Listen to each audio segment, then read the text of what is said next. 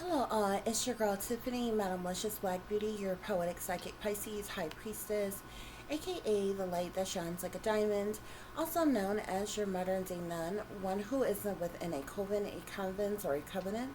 I do thank you all for listening and for watching on tonight.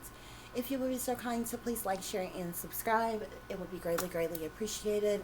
This is going to be another one of my story times, guys, which is entitled Medium Massacre. Okay, so as always, guys, you'll know I like to give a bit of a disclaimer before I go into these story times with you all. So, as I tell you all always, this story doesn't have anything to do with any particular persons, places, or things in general. Okay, this is something that has been created by yours truly, which is myself.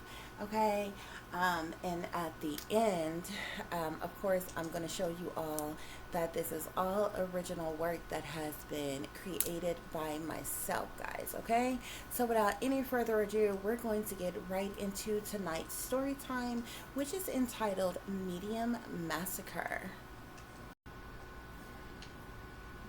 Medium Massacre. Introduction.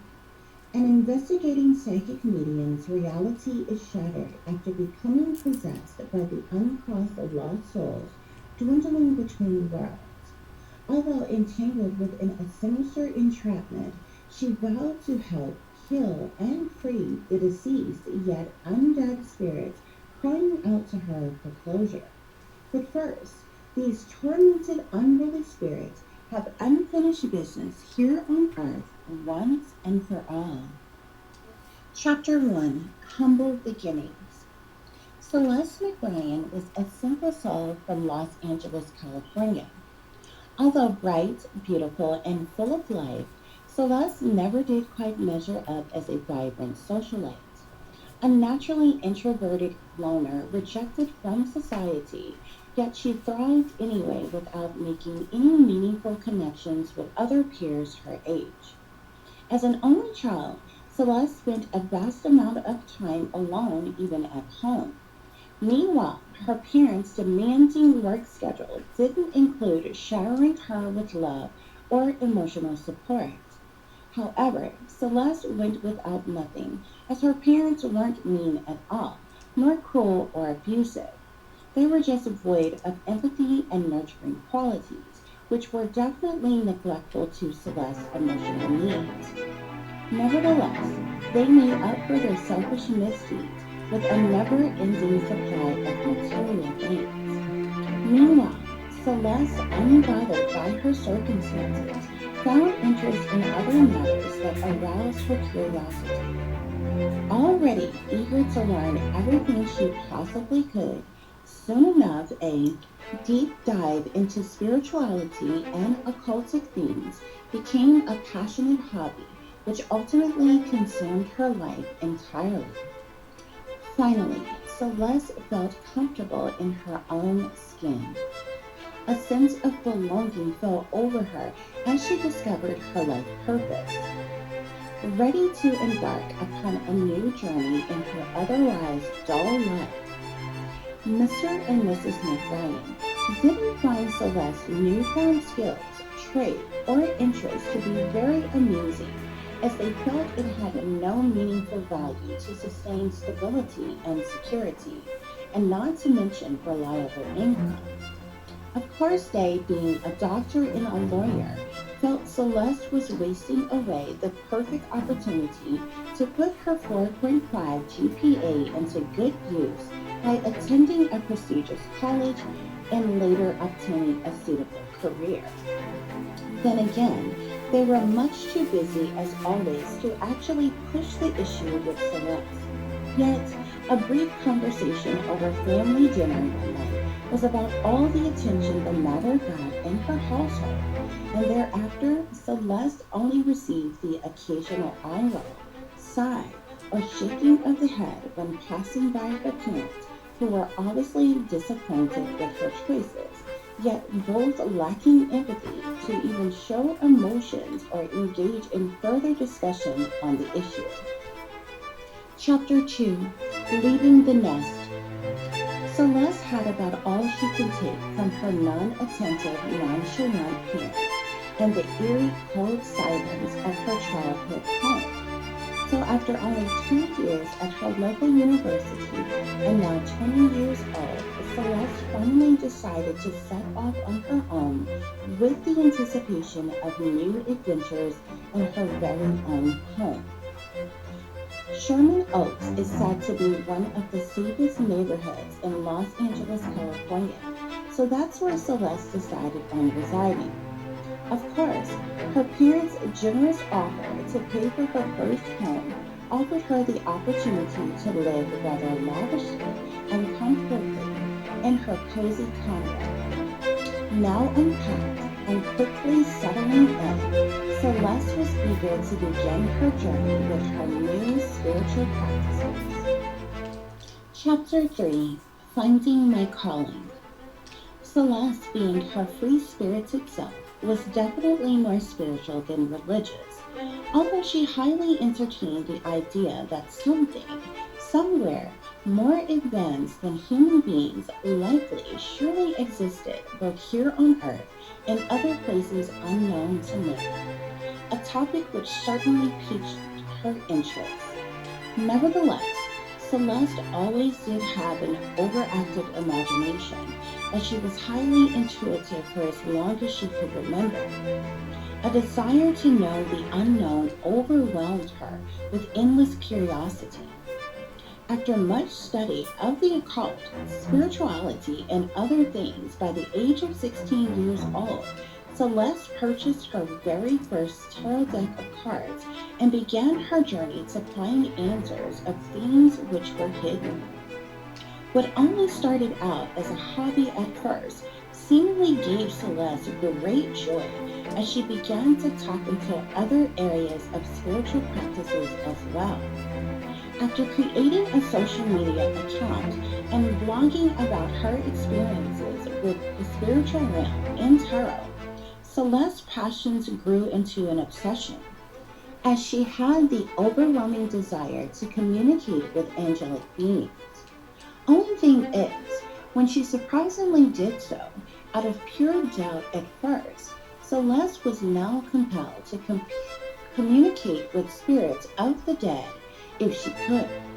But between her studies, Celeste found another interest that seemed to bother her greatly, which were all the true crime stories of victims that just oftentimes went unsolved without a clue as to what happened to the victim. That really worried Celeste, and being the gentle soul she was, she wondered if she could make a difference by contacting those deceased to get answers. Kind of afraid to do so at first, but by 18 years old, Celeste successfully did, to some degree, activate her mediumship abilities, and she was then able to do readings for the deceased to kind of get an idea of what happened to them. But Celeste wanted a clear channel of contact with the spirits, so between the ages of 18 and 20 years old, Celeste worked tirelessly to achieve the goal of seeing and directly speaking to the deceased, and after a number of spiritual rituals, Celeste accomplished just that. There were so many victims of foul play she encountered, but it was the wandering lost souls between worlds which hadn't crossed over yet that haunted her at night. Celeste knew then her calling was psychic mediumship, and she vowed to help every lost soul, if she could, and tell the world the truth of their tragic end, and bring them closure so that the souls could cross over and rest. Chapter 4: A Great Responsibility. Being a psychic medium is very much time-consuming, so Celeste decided to start her own small business offering spiritual practice services. By day, Celeste did personal tarot readings for her clients, as well did she sell an array of spiritual cleansing and healing products for her customers as well. But by night, Celeste crept through the dark, unknown realm in search of the undead lost souls needing her help. Although drained of a lot of energy, things went as smoothly as could be for a while.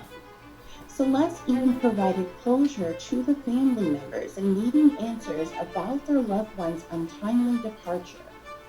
Luckily, Celeste's business was quite profitable, which was shockingly surprising to her unapproving parents. Being pretty darn good at what she does, Celeste was extremely proud of herself.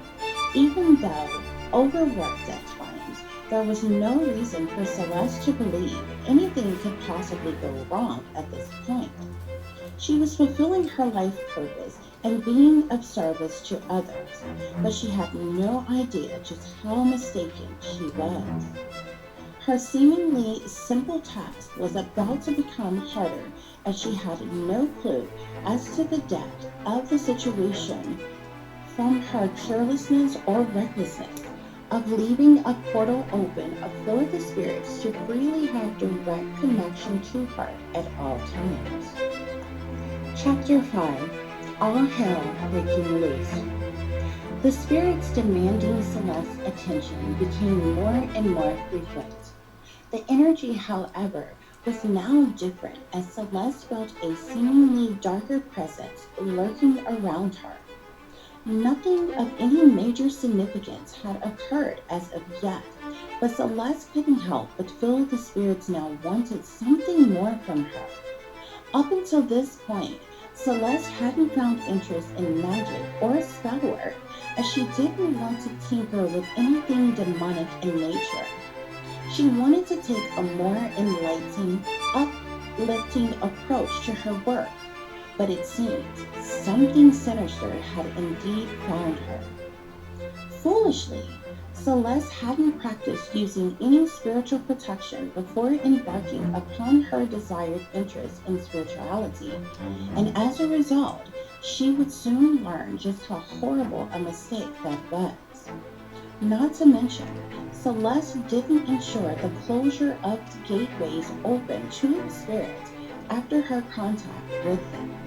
Silly her, but now it was too late for regrets, as she had activated something she no longer had control of. The once grieving yet soothing sweet lost souls that only wanted help crossing over, and the truth known of what really tragically happened to them, now have become more hostile and demanding in their requests from Celeste. These spirits aggressively hunted and taunted her day in and day out. They had no desire to cross over, as they were bound to the realm in which they were in, which angered them immensely. They not only wanted the truth exposed about their deaths, but they also wanted all the guilty culprits involved in their demise punished for what they had done to them. These tormented souls wanted to use Celeste as a vessel and demanded she let them in every day. Reluctantly, Celeste did so, thinking the spirits were harmless. Unfortunately, she was still naive about the dangers of the situation she was currently in and the awful consequences of her actions. Chapter 6. The Possession Session. Nothing was ever going to be the same again, as Celeste had reached a level of no return. However, she couldn't imagine the horror of pure evil that was about to run through her veins. Celeste had decided to try to balance the situation by maintaining order in the matter, so she started having after-hour sessions at midnight for the spirits now aggressively demanding her attention. Day 1 of session had arrived, and for the first time since starting her spiritual journey, Celeste was nervously shaken. Unlike other souls Celeste encountered, which were calm, peaceful spirits that showed themselves to her as they were before their death, Even though they passed away tragically, there was nothing to fear about them at all. But the spirits that were now in session with Celeste appeared as they did upon their death in a very gruesome manner, missing limbs, rotting skin, half blown off faces, and so much more. Celeste was terrified by the sight of them, and they were surely angry. The session began with the lost souls explaining what happened to them. Then came the request to show Celeste what they saw.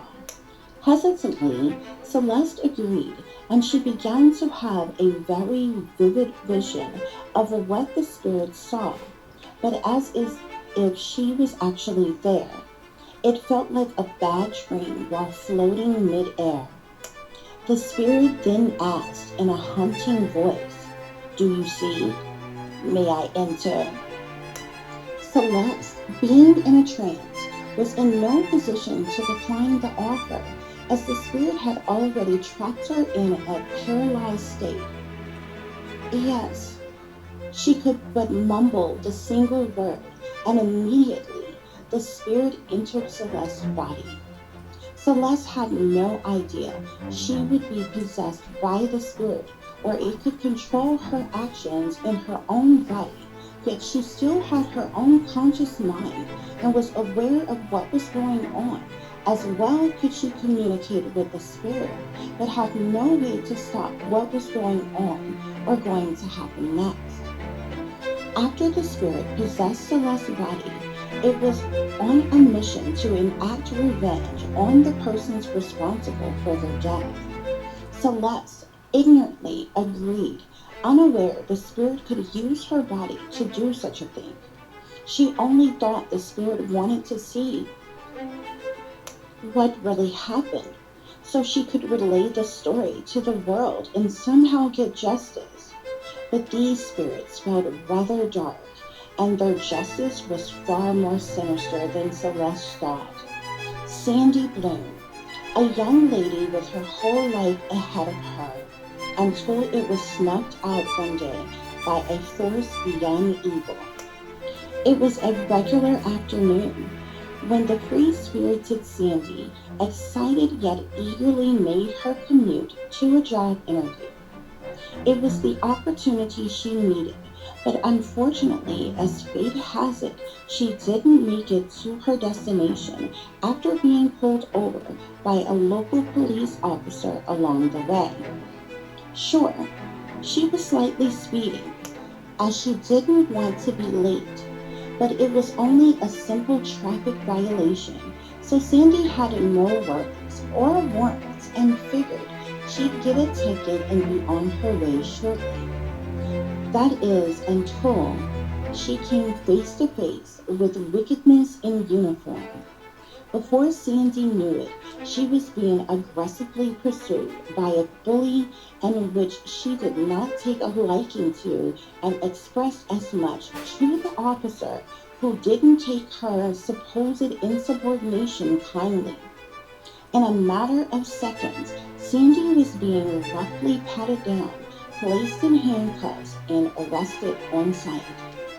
There was no logical reason for the arrest, as Sandy had no outstanding warrant of any kind, yet she was transported to the police station anyway. Unfortunately, that's when tragedy struck, because that holding cell was the last place that she would ever be seen alive or dead. Sandy's Miranda rights were never read to her, nor were there any real formal arrest or pressing of any charges, yet she was being held. At some point in the midst of the mayhem, Sandy was ordered to change out of her clothes in front of several other officers into a jail attire, in which she refused. A struggle ensued, and Sandy was thrown to the ground and pinned down.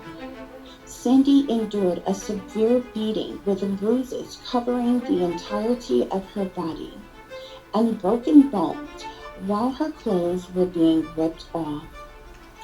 The officers surrounding her laughed and joked as they took turns beating and raping her. Sandy fought with every fiber of her being, but the officers obviously were much stronger than she. When the torturous ordeal was done, Sandy's life was gone. She died fighting for her life on a cold holding cell floor. It was only later determined by the medical examiner that Sandy's death was due to asphyxiation by way of strangulation, and a fabricated report was created indicating Sandy had taken her own life. That was the cover story, but no one with any common sense questioned why a young, vibrant woman with no warrant or reason to hold in a jail without bond would seemingly just give up on life and kill themselves for no good reason at all. Celeste's blood boiled with the anger, pain, and sorrow of Sandy ravaging through her. Before Celeste knew it, she was no longer in her condo where she held her sessions. Sandy was navigating her body as they entered Celeste's car and went on a journey to find Sandy's killers. The possessed meshed pair made their way to the airport and took a round trip to Texas. Once arrived, Celeste rented a car and set off. One by one, Celeste, possessed with the spirit of Sandy, arrived at each of her killers' homes. An outside disturbance was created in an effort to lure each of the cowards out of the security of their homes, at which time the possessed Celeste ravagely murdered each of them in the most gruesome way possible. Possessed Celeste created a diversion by pretending to be in distress to get the unsuspecting officers to come closer. Only when they did, possessed Celeste tased the officers just as Sandy had been done, and when they fell to the ground, the weapon of choice used in the horrendous murders was a large hunting knife she picked up along the way. For the first officer, stabbing him 33 times didn't seem like nearly enough pain he should have endured, but that was the amount of minutes it took to kill Sandy, 33 minutes. The huge blade finally broke off into the officer's penis, which was his weapon of choice used on Sandy, so serves him right, possessed Celeste died. The next two murders, possessed Celeste used random weapons available on their lines. One of the officers' face was bashed in with a brick, and the third officer's was strangled with his own gardening tools. At each of the gruesome scenes next to the dead bodies, possessed Celeste left behind an article of Sandy Bloom's death, with the word liar written in red on the front of it. But Sandy wasn't done yet. She wanted to find the female officer that stood by and did nothing while she watched her being beat, raped, and murdered in cold blood by her colleagues. That officer, however, was on duty that night. So possessed Celeste waited nearby for the officer to leave work, then she followed her, only to run her off the road on the highway, where she crashed into the river and died instantly on impact. Chapter 7. The Shocking Aftermath. Time had escaped Celeste with no memory of the trip back home. She lay dazed and confused in her condo alone, with nothing but eerie silence and terrorizing thoughts of the night before to comfort her. Celeste didn't know whether she was coming or going, but she was surely drained, completely depleted of energy, frightened about what she had done. Celeste didn't know if she could go on. The spirits coming to her wanted to use her vessel for revenge, and she had never fathomed killing anybody before, but now she was a murderer in the name of justice for the deceased victims. And there were so many more crying out to her in desperation, refusing to leave her alone. Celeste didn't know what to do, but it was too late to turn back now. She canceled all her appointments for the day and tried using cleansing rituals to attempt to recuperate from the trauma. But the midnight session was once again fast approaching, and there was no way she could dodge the spirits that now fiercely hunted her daily. Chapter 8: Spiraling Out of Control. Celeste was finding it hard to maintain her daily functions, although she tried hard to act as if nothing was wrong. Obviously, it wasn't a very good attempt because several people noticed the overwhelmingly difference in Celeste. From her parents to her clients and customers, often noticed Celeste's distance and lack of emotion, which was vastly different from her normally bubbly, outgoing personality. Celeste found herself void of motivation as she once had. The grueling fact of the matter is the spirits took an awkward toll on her mind and body without mercy, demanding more and more of her energy nightly to do their bidding. Celeste seemingly couldn't get a moment's rest, and when finally the spirits rid themselves of her briefly, she found herself facing the sunrise in the days and the start of a new day, not even remembering getting any rest from the previous night. Nevertheless, session 2-5 was much like the first brutal massacre, yet different weapons were used on perpetrators in each slaying.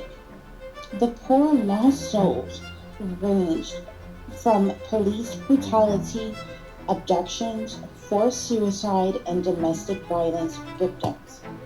To no surprise, they all had the same sinister motive: revenge.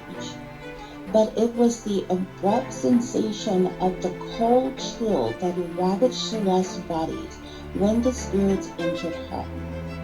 That was something she could never forget, followed by the immediate grasp of her soul, unplugged with all their damning feelings and emotions once she was under possession, which rendered her helpless to the spirits that controlled her.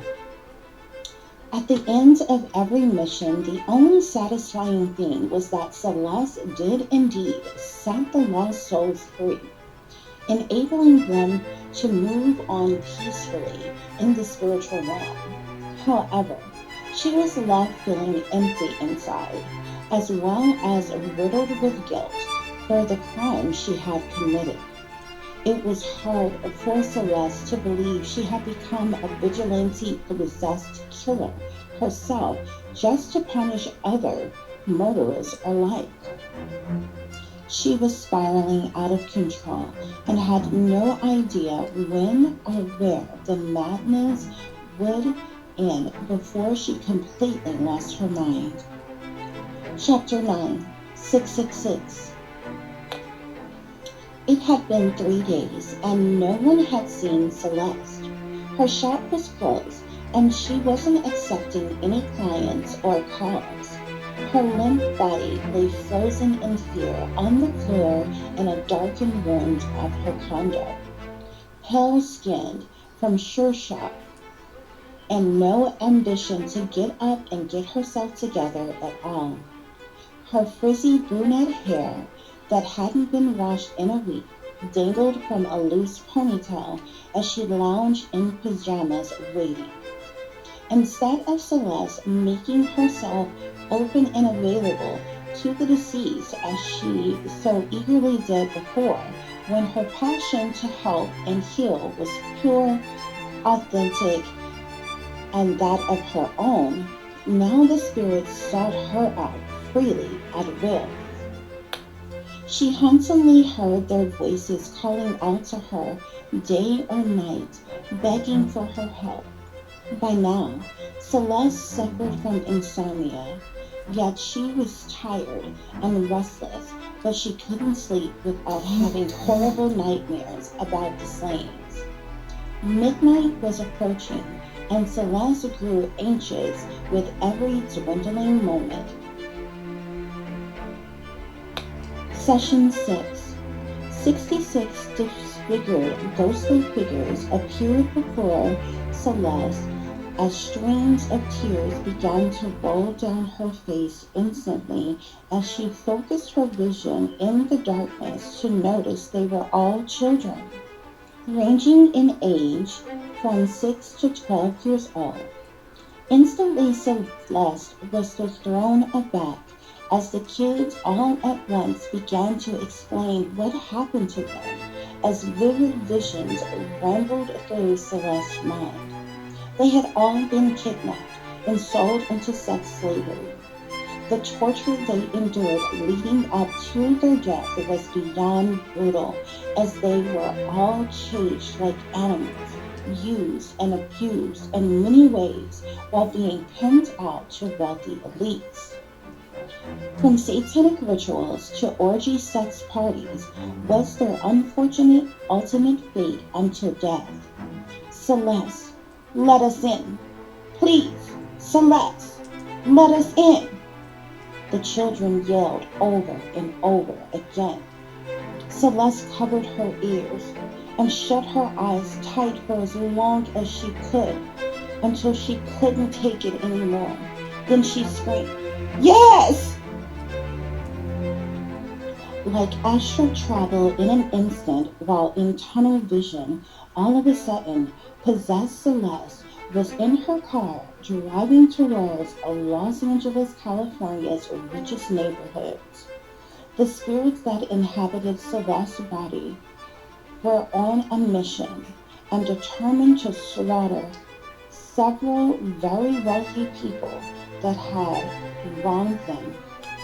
Although the children were all abducted and trafficked from various different states and went through many different handlers before their final destination, they desired revenge on those who snuffed their lives out. The first was a very powerful, wealthy man who resided in Beverly Hills. He, his mistress, and trafficking minions did a lot of the underhanded, shady business and recruiting for the elites in California. Upon approaching, Celeste waited at the gate for her perfect opportunity to sneak in. When that moment came, possessed Celeste made her way to the residence, armed with superpowers and knowledge of things she otherwise wouldn't have known when she was in her own body and mind. Like super strength and tech skills, she managed to disengage the security code alarm and hastily sprinted her way to the mansion without being noticed. It was amazing just how many wealthy people feel so safe and secure that they don't even lock their doors or own curtains for their huge windows and doors made of glass. Nevertheless, possessed Celeste could see her targets in an upstairs room, so she quietly crept her way through the mansion without making a sound. Possessed Celeste located the room the perpetrators were in and found objects to block the door in an effort to trap them inside. Back downstairs in the garage, possessed Celeste found two 5-gallon gas containers that she emptied in various areas of the house, ensuring all the exits were blocked to prevent escape. She then cut the gas line in the kitchen and set ablaze to the mansion that instantly spread all over. Possessed Celeste quickly exited the residence through the garage and watched from a safe distance as the residents of the home scrambled in a panic while the house was engulfed in flames. When satisfied the cowards wouldn't escape, possessed Celeste politely walked away. By the time she made it back to her car, security had been alerted of the fire, so Celeste had no problem making her escape. On to the next. Escorted by the spirits, possessed Celeste made her way to the next destination to the wealthy community of Bel Air, where an elite party was taking place filled with unsuspecting celebrities, businessmen, and women partying the night away. This task was going to be a little more tricky and difficult, so Celeste needed to change clothes to fulfill the mission in an effort to blend in with the other staff working at the engagement. Once changed and armed with a toxic antidote that would kill immediately, Celeste made her way to the mansion hosting the elite party. She had no problem getting past security, and she then made her way to the service doors that the staff entered. Possessed Celeste went back and forth, posing as a bartender, server, as well as a kitchen attendant for the engagement. Everyone was so oblivious to Celeste's existence that she wasn't stopped or questioned by anyone as to who she was or why she was there. The guests were beyond overindulging in their drugs and alcohol of choice to pay her any mind. However, there was no need for Celeste to linger for a very long time, so she got right to work to put the bastards out of their misery. Possessed Celeste administered a lethal liquid drug into all of the open bottles of liquor, wines, juices, and water, as well did she lace with poison several different food items that was ready to be served to the guests as well. After the damage was done, Celeste proceeded to leave secretly in a hurry before the chaos started, because surely when tragedy struck, all in attendance left alive would be held there for questioning. With more than 100 guests in attendance, Celeste was hoping to have eliminated more than half of them. However, she just had to wait and see later when the tragedy would air on the nightly breaking news as to just how many were affected by the massacre. Chapter 10: Mental Breakdown. With another murderous mission complete, Celeste was back in her condo, dazed, confused, and all alone yet again. She began to unravel while pacing the floor back and forth as she replayed the events of the night over and over again in her head. The local early morning news hadn't aired yet, but the internet, as well as the major worldwide news media outlets, were buzzing with breaking news of multiple high-profile wealthy individuals' deaths. The report stated a multi-billionaire and his mistress tragically died in a house fire that was being said to be an alleged murder-suicide in Beverly Hills. The report also included the suspicious massive deaths of 64 wealthy individuals attending a mansion party in Bel Air, all from an apparent fentanyl overdose which had been laced with arsenic and methamphetamine. It was believed that the deceased all willingly partook in drug use that led to the tragic outcome. Furthermore, the alleged victims were named as high-profile escorts, porn stars, wealthy elite business executives, CEOs, various different celebrities, from actresses to actors, to singers, rappers, models, producers, directors, and politicians. Of course, the brainwashed world of sheeple were devastated by the tragic loss of so many of their favorite idols. This was the first time ever in history that many persons of elite status died all at once at the same time. A grand total of 66 deaths of the rich and famous rocked Los Angeles, California to its very core in a single night. Fortunately, Celeste was able to help, heal, and set the tormented lost souls of those children free, but she was losing touch with reality fast as she felt like she was losing her mind herself. She couldn't eat or sleep and was just barely functioning in general, ultimately deteriorating from the inside out day by day. As if matters couldn't get any worse, while in the midst of Celeste vomiting a clear substance of nothingness, suddenly breaking news blared through the speakers of Celeste's 60-inch flat screen TV that startled her. Apparently, due to new developments being made in the recent string of deaths, local police diverted their concerns, prompting an investigation which would now be conducted by the FBI. Panic set in as now Celeste feared being caught more so than ever. Rather than withering away in sorrow while cradling herself in a pool of pity, an instant chill fell over her.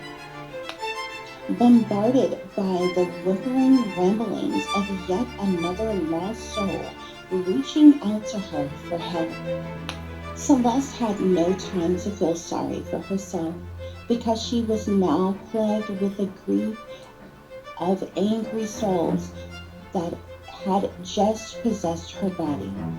She was literally out of her mind, out of her body, and out of control, left at the mercy of cold, undead spirits on a deadly mission of revenge. Chapter 11, Family Annihilation.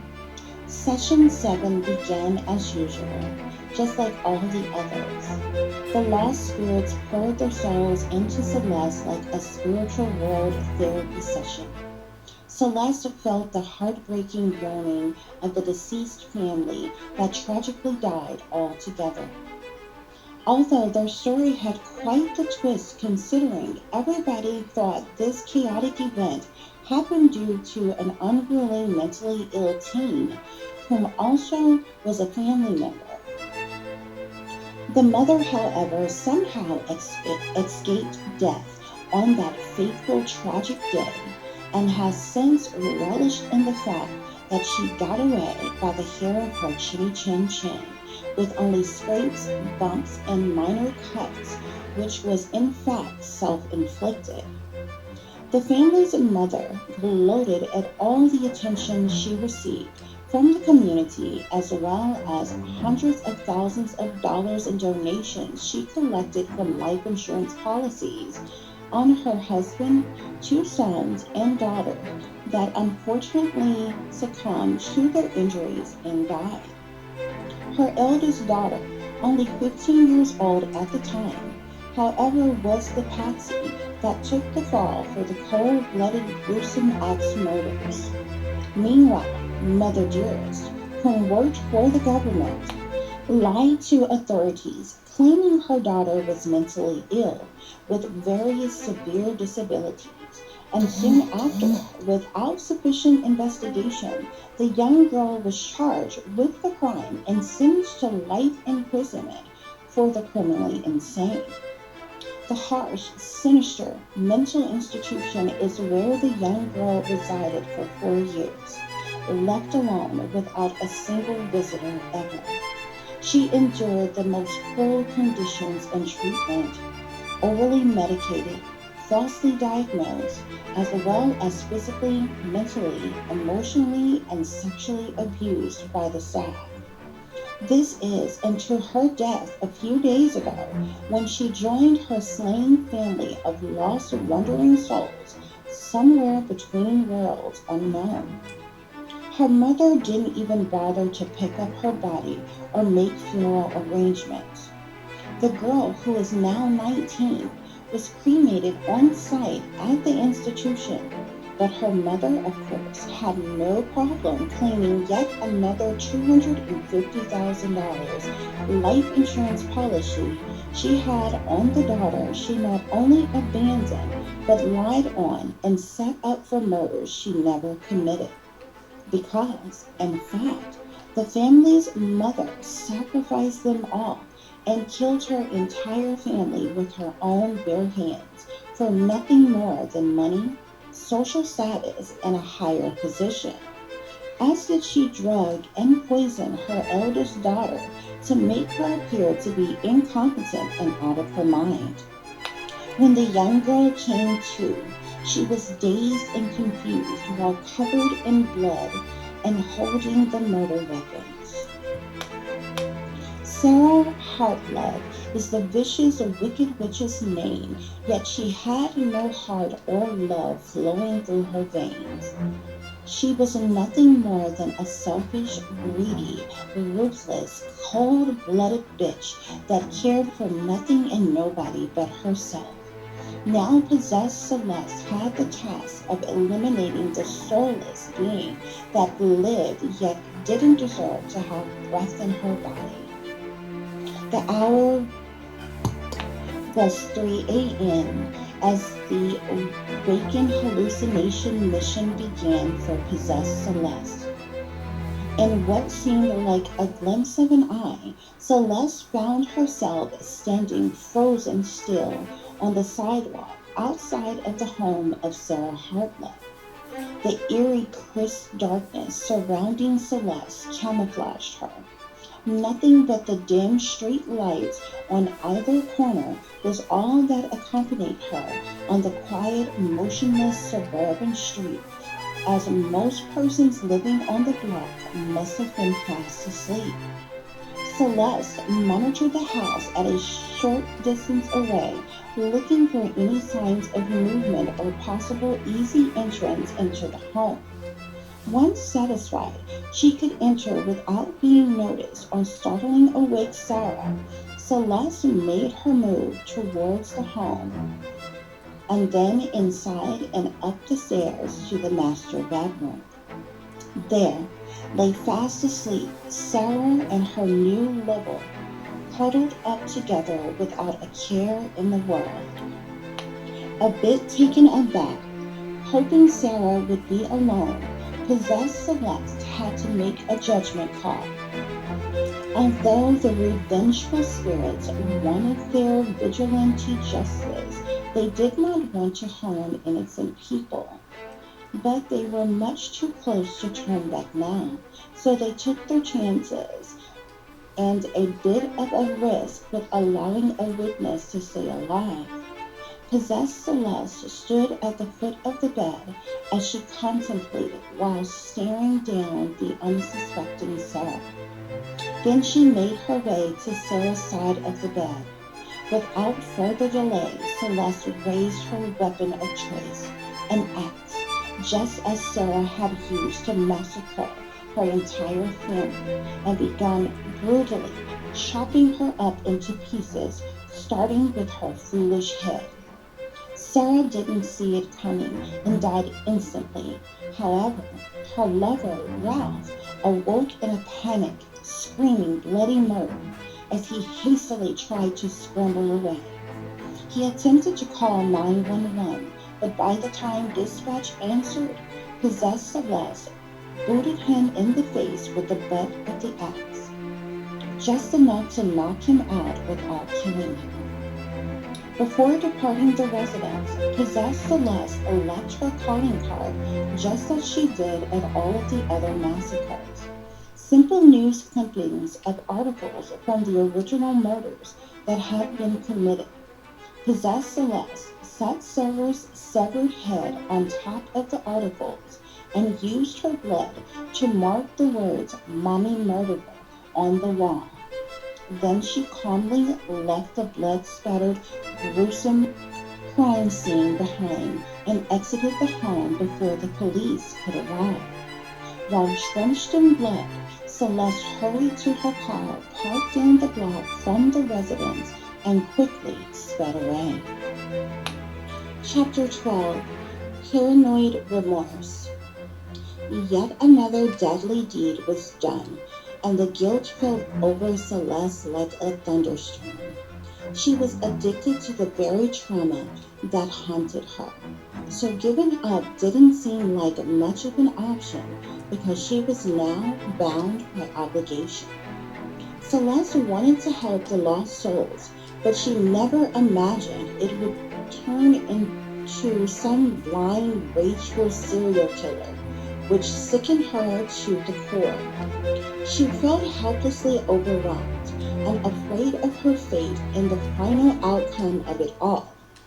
Jump scared at every sudden movement or noise, never knowing when the spirits would call out to her again for help. As if that weren't enough, the local and federal authorities were putting the pieces to the puzzle together fast, and in hot pursuit of a female suspect the media dubbed the vigilante massacre serial killer. People couldn't believe a woman alone was responsible for such heinous crimes and thought there may be some kind of mistaken identity or something. But the latest breaking news revealed the pattern of chain events that had taken place in several different open homicide cases. The discovery was made due to the news article clippings left behind at the crime scene. Thus far, the authorities had made the connection in the last 3 murders, but reported the investigation was ongoing, considering there may be more. As well, did they have an eyewitness that was left alive at the most recent massacre, who was cooperating with investigators. Hearing the news, Celeste unraveled as she fell into a severe depression from stress. Stuck in a sunken place of a mental breakdown and riddled with paranoia, Celeste began to have remorse about the crimes she committed. She needed an escape plan because she knew it was only a matter of time before things went from bad to worse. But currently, she was in no condition to come up with some brilliant master plan considering she could barely think. She needed to eat, shower, and get herself together, go back to work, maintain her daily routines, and act as if things were normal. A little voice in her head told her, as she lay there with a blank stare, thinking aloud. As crucial as things had gotten, Celeste had a feeling that the lost spirits weren't done with her yet, although she was hoping for some kind of compromise to find another solution to helping the deceased needing her help with finding closure, getting their truth out, and crossing over without any more bloodshed. But she doubted the rageful spirits wanted anything less further pain and suffering they endured. Regardless what little strength Celeste had left, she put into readying herself for the next day. It had been several days since Celeste opened her shop, accepted personal clients, needing read-ins, or even answering her phone for any calls.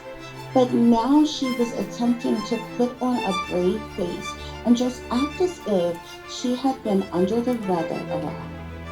Nevertheless, it was only a few hours before Celeste needed to be up for work, so she took a sleeping pill and drifted off for a couple of hours in an attempt to regain her strength. 9 a.m., bright and early, Celeste was up and about having her morning coffee and blueberry muffins for breakfast. Although still tired, she felt a little more refreshed as she got dressed and headed out to open her shop for the day. Ironically, things just kind of fell back into place for Celeste. Her normal schedule carried on as such for about a week without interruption. Her customers and parents were even happy to see her back as they had begun to worry.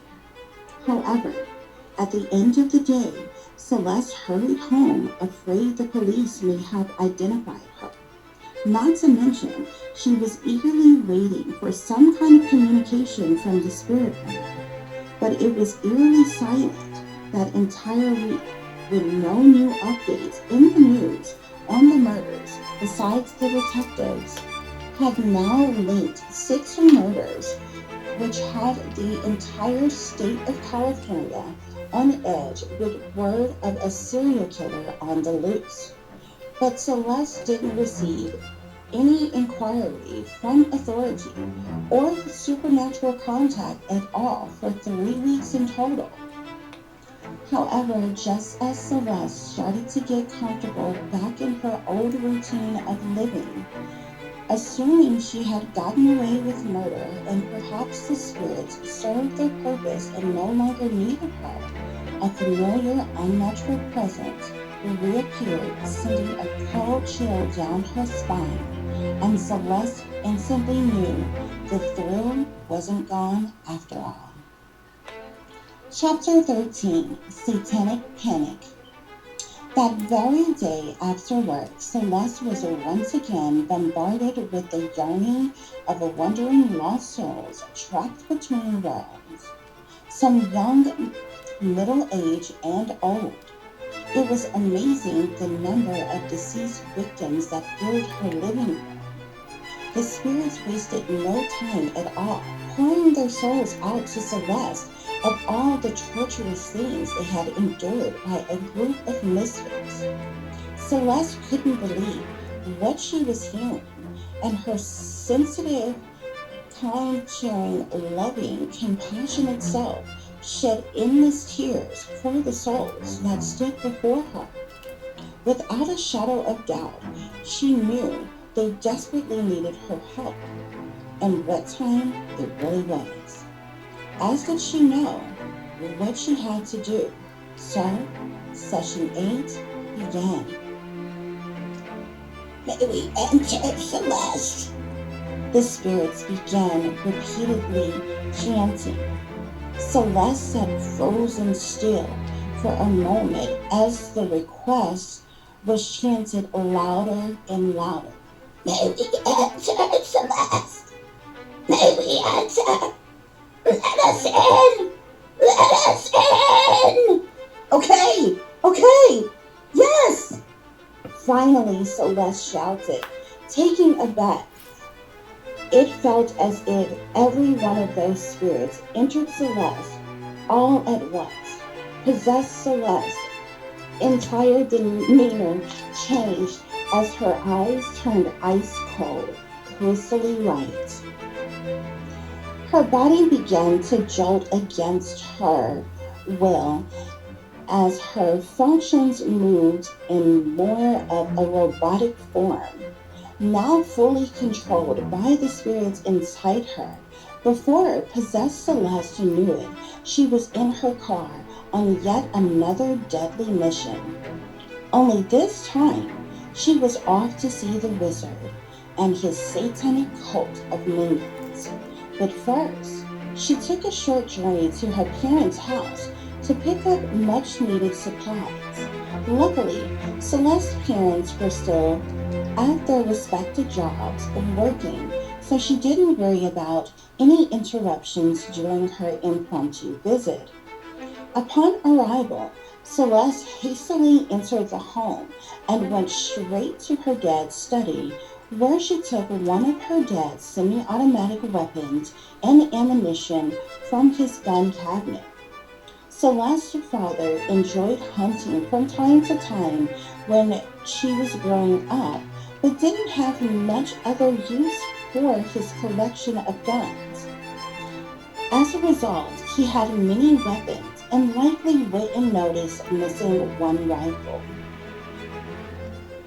After retrieving what she needed, Celeste left the home and proceeded on her mission to a rural wooded area of California, where the home base was for the satanic cult that prided themselves in satanic ritual abuse and their little human hunting games. Apparently, the satanic cult lured vulnerable homeless people away under false pretenses with the promises of food, shelter, and money, only to trick them into being abducted and hunted down, naked and afraid, in the woods like animals until their death. This was the hunting sport of an elite satanic group that called themselves the Dog Pound. The cult, made up of mostly men, sometimes even included their wives and children they groomed and taught to hunt as well on occasion. They even branded each of their victims with a hound dog tattoo before they were ushered them to the slaughterhouse to be ground into meat, which is shipped to grocery stores in urban neighborhoods, which is the most common reasoning for the missing never being found or heard from ever again. And as if that weren't awful enough, it was only one of many sick, twisted games this satanic cult played. Meanwhile, back at the ranch, but of course, the cult had to pay their homage to dark demonic gods they served, so ritualistic practices, human and animal blood sacrifices were common. However, the cult's satanic ritual abuse amongst children was the most disturbing. They used, abused, and tortured kids of various ages in many sadistic ways. That their most powerful conjuration ritual was the sacrifice of infant babies on altars while chanting, which they also drained and drank the blood of, as well as consumed the baby's human flesh and organs, being they are also cannibals. Nevertheless, possessed Celeste had reached her destination, which was a safe distance away from the ranch compound hunting ground. She grabbed her backpack full of ammunition and her semi-automatic weapon, then proceeded to hike her way into the steep, eerie woods that literally smelled like burning flesh. Once satisfied she was in the thick of it, she climbed to the top of the highest tree to get a good vantage point. There she sat in wait, watching for her moment of opportunity to attack. There were many comings and goings back and forth, but from what possessed Celeste could see, it seemed as if the cult was getting ready for some kind of a ritualistic celebration. So she stood her ground and continued to watch the activities and who else would arrive at the meeting. It wasn't long before several cult members began to show up. There was even a bus full of victims that was brought to the ranch who were chained together like cattle. Obviously, the cult planned on hunting that night during their gathering. The spirits in possessed Celeste could no longer hold back their anger, nor were they going to sit back and watch innocent victims die as they did. But before Celeste could make a move, she scanned all the members in attendance to see who she was going to take out first, assuming the bigger man would be more problematic once she started shooting.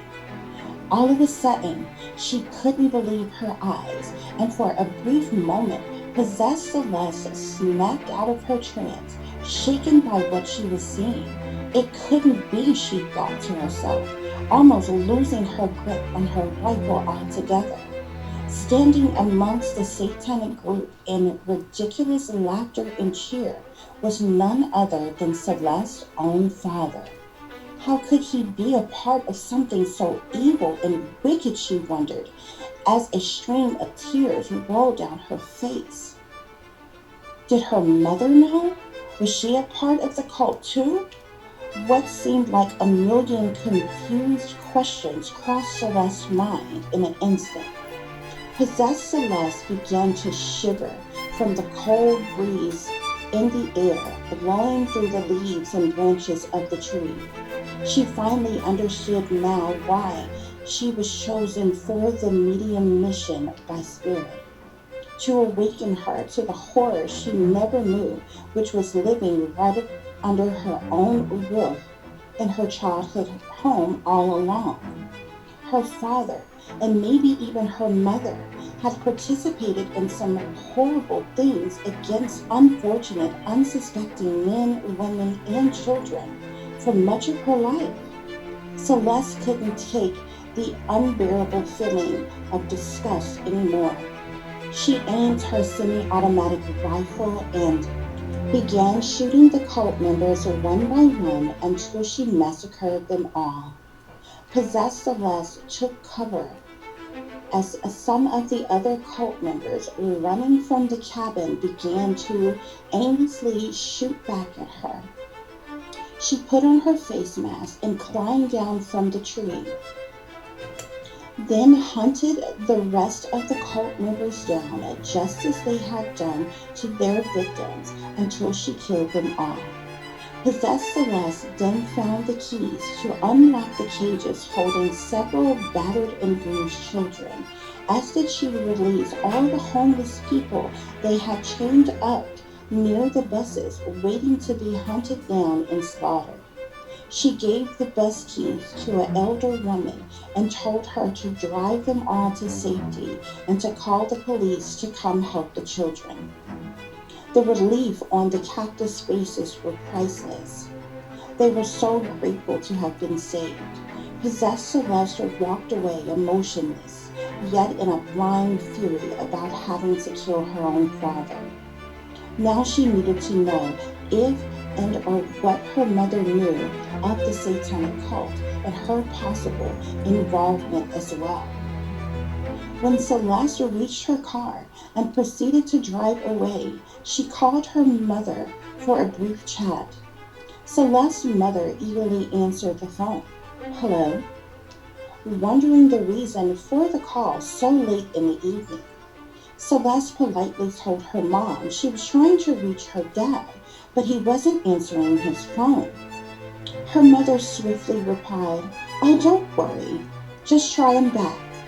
Later, he is at the ranch hunting with his buddies. In an instant, rage filled Celeste's mind, body, and soul. She knew her mother knew all too well what her father was up to, and she was a part of it. Perhaps the only reason she wasn't there that night is because she worked late that day. Besides, what kind of hunter hunts at night, Celeste thought. Celeste bit her angered tongue, refrained from an outburst, and nonchalantly sighed. Yeah, okay. Then hung up the phone. It was obvious what Celeste had to do next. She went in and out of possession as she drove down the highway, going back and forth in her mind about other things her parents possibly hid from her.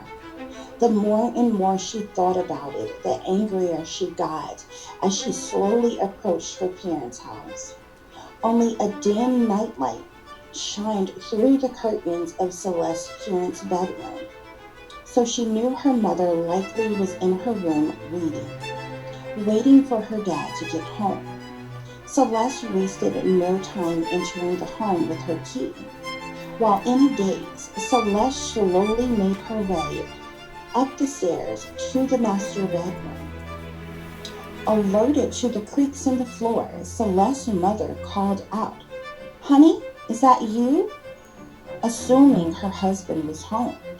Celeste didn't utter a word as she appeared out of the darkness in the hallway into the doorway of her parents' room. Startled, Celeste's mother shouted, "What in the world are you doing here? And what is wrong with you?" Celeste's face was blank and pale, lips chapped from all the crying she did on the drive there. "Why did y'all lie to me?" Celeste softly asked her mother. "How could you be a part of something so evil, like a satanic cult?" Celeste's mother sat straight up in her bed, shocked by her daughter's line of questioning. You must be confused, hon. Why would you think such a thing as that?" she said. Celeste hung her head, then raised the rifle, pointing it at her mother's chest. "I saw him there, and I know you know, Mother," Celeste yelled. Her mom screamed, "No! Stop! Celeste! Don't do this!" "Too late," Celeste said, enraged as she shot her mother to death. Afterwards, Celeste wiped her fingerprints from the rifle and dropped it on the floor. "Perhaps the police will think her father, an intruder, did it," she thought. But in that very moment, possessed Celeste didn't much care. She exited her childhood home once and for all, forever, feeling worse than she had ever felt before after one of her possessed, murderous rampages. There was nothing left to do but return to her condo and sulk. Celeste was smart enough to know it was the beginning of the end, and likely only a matter of time before the detectives came looking for her. Chapter 14, Under Suspicion. Celeste returned home in the wee hours of the morning, feeling depleted and exhausted. She was at an all-time low as she fell into the deepest, darkest, sunken place that she had ever been in before. She couldn't eat or barely think, so without a drop of energy left in her, Celeste fell asleep, curled up in a fetal position at the foot of her bed, still covered in the blood spatter from shooting her mother to death. Flashes of light and faint chatter blared from the TV at a distance. Breaking news was being covered about the grisly scene found at the ranch. 23 members of the Hound Dog cult were discovered slain on various areas of the property. Every local news station was present as 33 abducted children were rescued and 30 more homeless adults whom had been lured away were freed, as many of them gave statements to the media about the horror they had endured, all of which gave credit to a mass vigilante savior that heroically saved them all.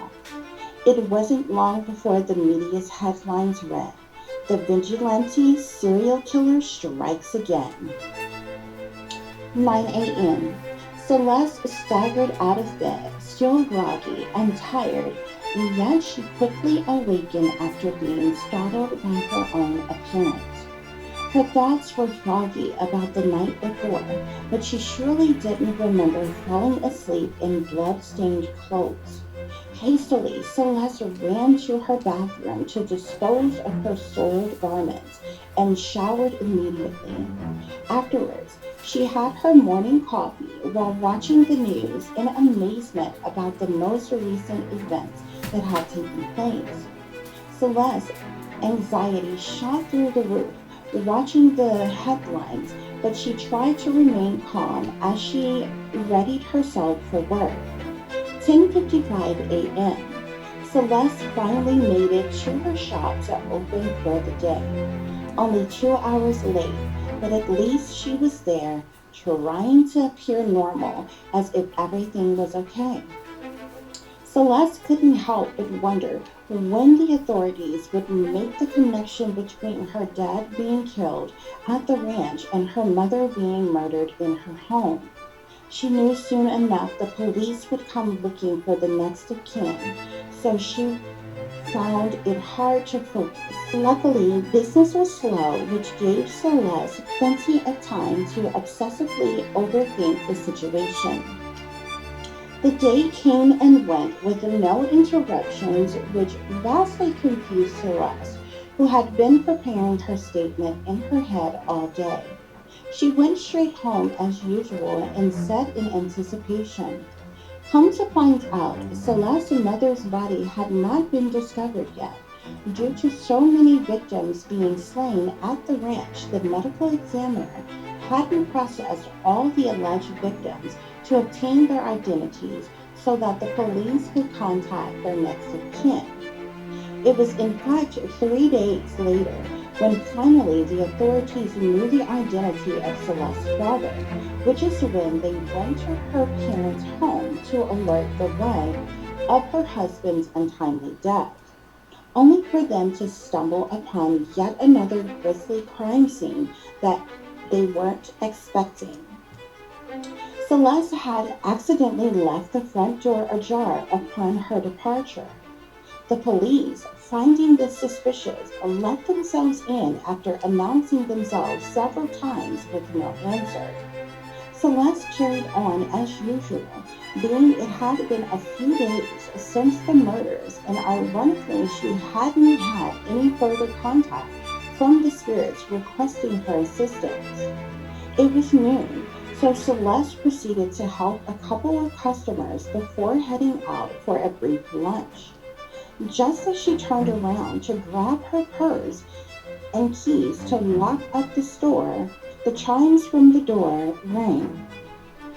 Eagerly, Celeste said, "You caught me just in time," with a slight grin on her face while slowly turning around, thinking it was just another customer wandering in. However, much to her surprise, she was standing in face of two detectives. "Celeste McBrien," one detective said. "Yes, I am she," Celeste replied, still trying to maintain her chipper, upbeat attitude, although she knew very well why the detectives were there. "I'm afraid we have some bad news, ma'am," the detective said. "Is it possible for you to come with us, please?" Celeste cautiously looked around the shop as if she was confused as to why they would want to speak to her. "May I ask why, please?" Celeste mumbled. "It's been a tragic incident, ma'am, but it is best we speak at the station," the detective replied. "Oh, okay, I see." Celeste vaguely agreed to accompany the detectives to the police station. So off they went, but not before Celeste asked if she could call her parent, who is a lawyer, since she did not know why the detectives needed to speak to her. The detectives paused momentarily, looked at each other, then glared back at Celeste before responding. "Ma'am, that isn't possible." Celeste, excitedly playing her role, shouted, "And why not, sir?" "Ma'am, the matter is about your parents, and we can't fill you in until we get down to the station," the detective annoyingly said. "Very well," Celeste agreed. 12:30 p.m. Celeste and the detectives arrived at the police station. She was escorted to a waiting room, which appeared to be much like a soft interrogation room for kids. There was pale-colored furniture and no windows in the room, but no matter how comfortable they made it seem, the room was still dauntingly claustrophobic, which would make the hairs on anyone's arms stand up as chills ran down her spine. Celeste was overwhelmed with anxiety as she patiently waited for the detectives to return. When they did, much to her surprise, not only the two previous detectives returned, but they were accompanied by an FBI agent as well. A million thoughts ran through Celeste's mind. Had they figured out that she was the killer? Would she ever see the light of day again? All of which Celeste wondered to herself. After the detectives and agents officially introduced themselves, confirmed to her that their conversation would be recorded, and asked how she was doing, as well as if she needed anything like water or snacks, Celeste politely declined needing anything, but she finally broke her silence by calmly coming right out with it and asking what in the hell was going on. Instead of answering Celeste's questions, however, directly, the detectives and agent rebutted by asking Celeste questions like when was the last time she'd seen or talked to her parents. A few days ago, I think. I'm not sure exactly. I've been so focused on work and my client, Celeste rambled on. But you're not telling me what is going on and why can't I call my parents, Celeste frustratingly replied. Finally, the agent told Celeste that her parents were found dead in two different locations. They had likely been murdered on the same day within hours of each other, they explained. Celeste appeared shocked, but not a single tear formed in her eyes. Surely the detectives and agents noticed, as they often read people's body language in these kinds of situations. That can't be, Celeste eventually mustered up the words to say. I just talked to my mom days ago, Celeste continued insane. Hmm, the detective sighed. Do you remember what the conversation was about? Yes, Celeste quickly replied. I was asking my mom about not being able to reach my dad and where he was because I needed his help at work. Mom told me not to worry and that Dad would call her back. She said she had worked late that day, and when she got home, Dad had left a note saying that he was going hunting with his friends at the ranch. Celeste repeated the entire conversation verbatim. She had with her mother as if it was scripted. However, she also included that after that, she didn't hear back from her parents. So she just assumed that they both got busy or forgot to call her back. But they were kind of nonchalant that way, so she didn't think anything of it. The conversation went back and forth for quite some time between the detectives, agent, and Celeste. They filled her in on the gruesome, heinous murders of both her father and mother. Meanwhile, Celeste did her best to play her role as the heartbroken, grieving daughter. When the conversation, which felt like an interrogation, was finally over, the detectives made a point to ask Celeste if she would agree to being fingerprinted and having her picture taken to eliminate her as a suspect. They also informed Celeste that she wasn't under arrest and she was free to go, but asked her to please remain in the state and open for possible future questioning if need be. Celeste, finally feeling like she was in the clear, hesitantly agreed to what was being asked of her before exiting the station and going about her way. She's a strange one, the detective said to the agent after they were no longer in sight of Celeste. Yes, indeed, the curious agent replied. Let's run her prints to see if they are on the murder weapon. At her parents' house, the agent requested of the lead detective on the case, who agreed with the suggestion by saying, sure thing. Chapter 15, Panic and Paranoia. Celeste attempted to keep her composure and remained calm, yet she wasted no time rushing out of the police precinct as fast as humanly possible. Going back to work wasn't an option after such an ordeal, considering she needed to appear to be grieving. So she ordered an Uber home. When Celeste arrived home, she barricaded herself in, her mind filled with endless thoughts as the worry and depression set in while she rambled to herself aloud. Before she knew it, hours had gone by, and yet Celeste still paced the floor, stressed over what to do next.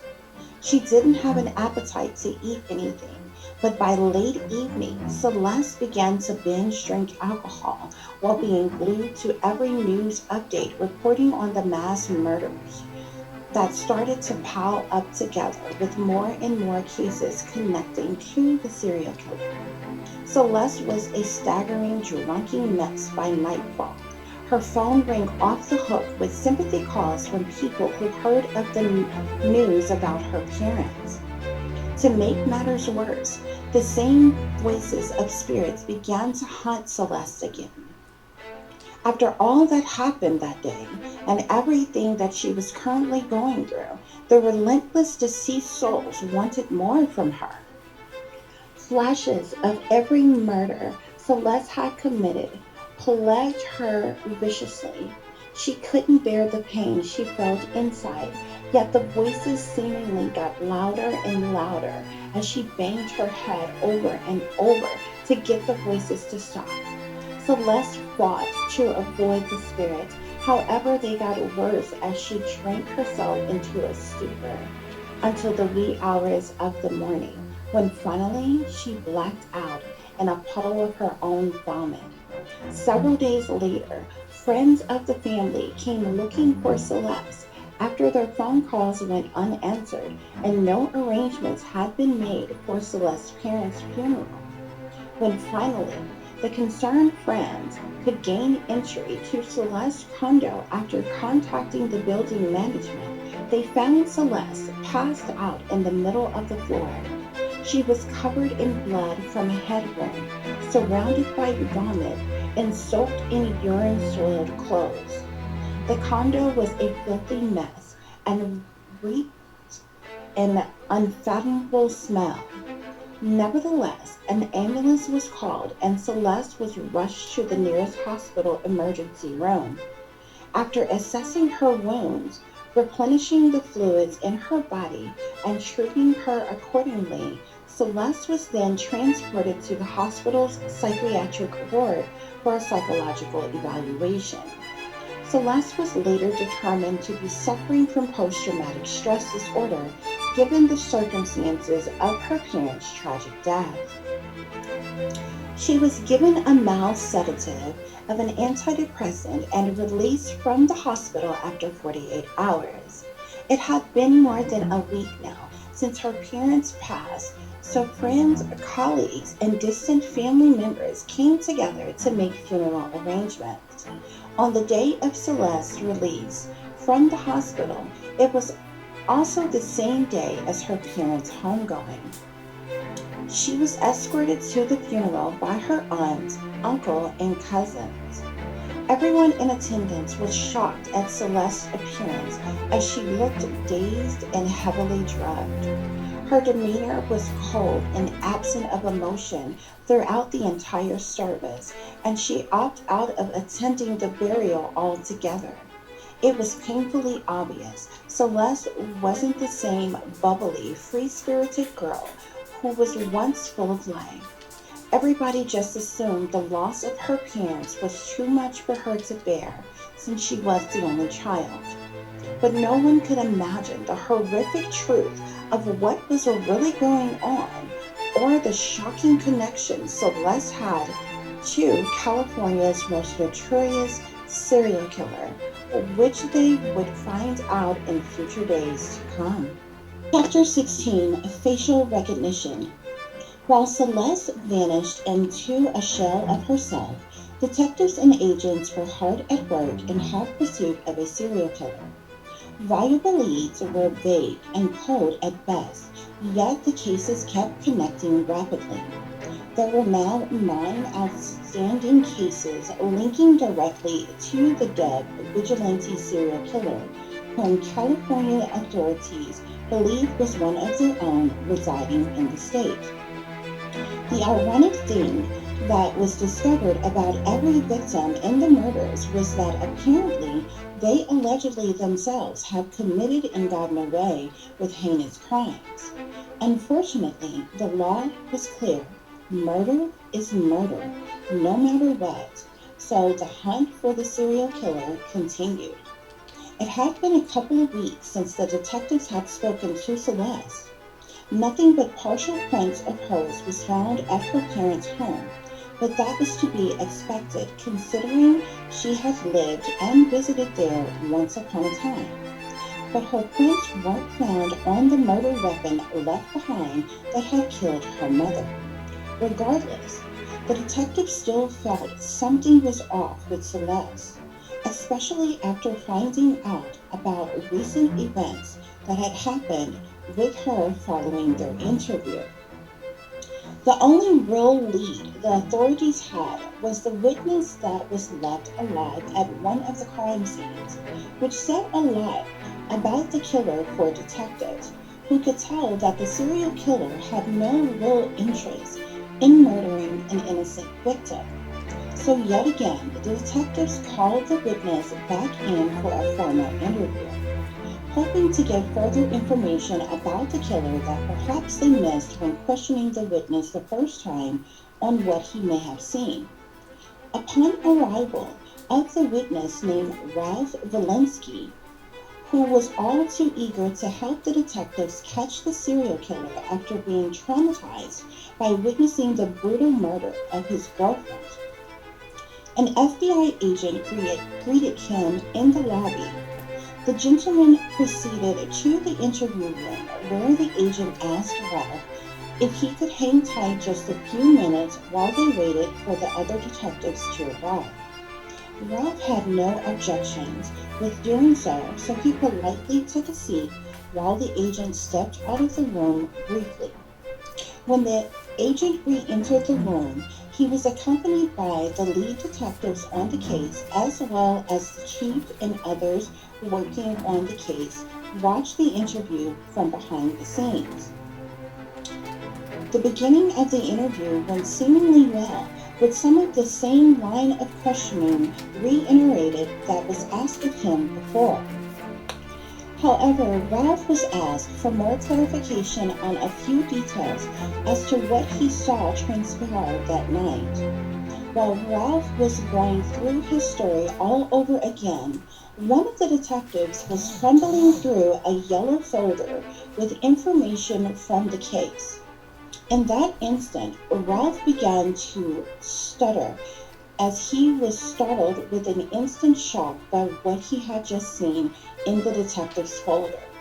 When the FBI agent noticed this and asked Ralph what was wrong, he shakingly replied, "That's it. It's her." Confused by the statement, however, the detective and FBI agent both responded at the same time, saying, "What is it?" When Ralph appeared stuck, the agent agitatedly said, "Who is her? What do you mean, Ralph?" Ralph, unable to speak another word, pointed to the yellow folder sitting on the table in front of him and flipped to the previous page the detective was on. There was a photo of Celeste McBrien. Ralph yet again said, "That is her." The agent sat back in his chair while turning to look at the detectives, who gasped in shock at what they were hearing. "Are you sure, Ralph?" one of the detectives finally said. A single tear rolled down his face as he sat frozen in his seat, staring at the photo. After a moment of silence, Ralph finally replied to the detective, "I could never forget that face." "Okay, I see. Thank you, Ralph. You are free to go for now," the agent added as he and the detectives got up to excuse themselves.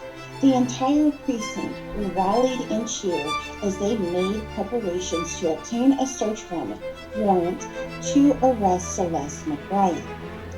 However, all of the investigators working on the case couldn't believe that they had sat in the face of the serial killer without recognizing who she really was.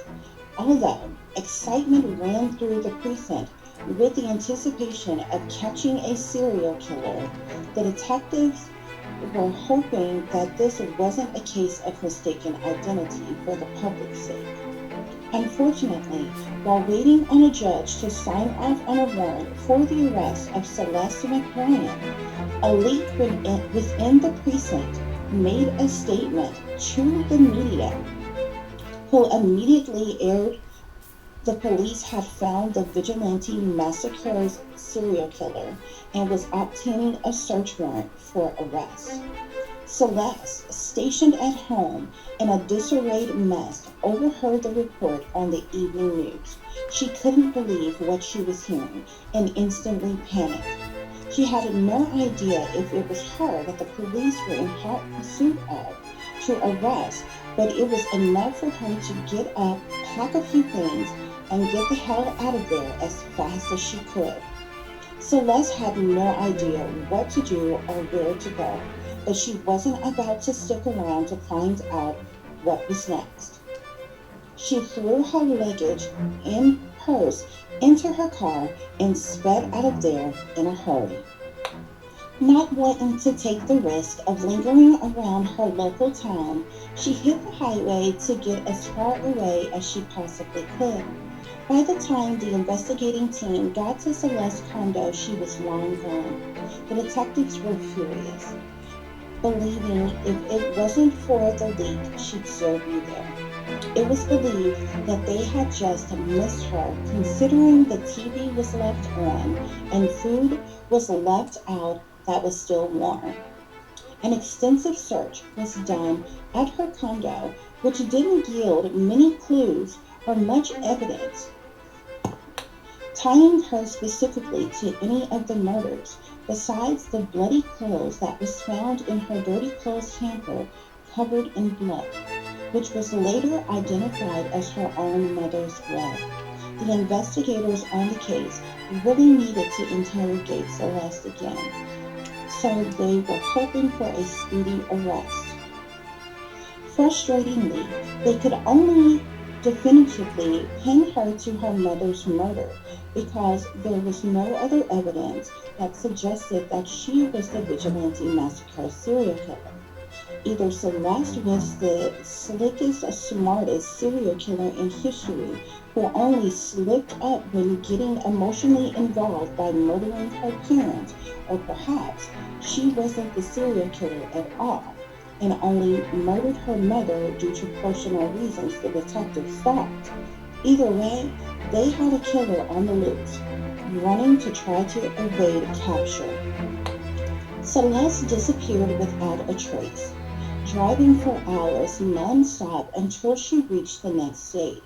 With no experience as a fugitive on the run, Celeste did the best she could to hide out and lay low. She was now an outlaw, but with money not being an issue, she managed to find little off-road motels to rest along her way. Her sneaky tactics lasted a while, about 3 months, but there was still a manhunt underway for her. Celeste was placed on the FBI's most wanted list as armed and dangerous, and an alert went out to all 50-plus states to be on the lookout for her just in case. Now the entire world knew her name, her face, the vehicle she drove, and any other relevant information about her. Celeste had watched enough crime shows to know she needed to get rid of her phone, so she did, and as a result, she had no further contact with anyone that she knew before. The federal authorities weren't giving up. They knew Celeste was out there somewhere, and it was only a matter of time before somebody noticed her. Updates were made frequently about the progress on the open cases, and people were encouraged to keep their eyes peeled and report any possible sightings of Celeste, who by now may have altered her identity. Chapter 17, and it all falls down. 3 months, 6 days, and counting is how long Celeste had been on the run. She was tired of running and hiding, as well had she become pessimistic over her situation entirely, ultimately seeing herself as the victim. Celeste so desperately yearned for the lavishly comfortable lifestyle she once had. Her previous expensive attire had become ragged garments she had grown tired of, yet she was unable to go shopping as she normally would. Not to mention the greasy, unhealthy foods she was forced to settle for at nearby diners, gas stations, and convenience stores. This was no way of life for anybody to live, Celeste's spoiled, entitled self thought. But it couldn't be any worse than prison. So her giving up was out of the question as she wallowed in pity over her unfortunate circumstance. With a very high reward for her capture, many people became self-proclaimed PIs, but it was no match for the bounty hunter recruited to track Celeste down.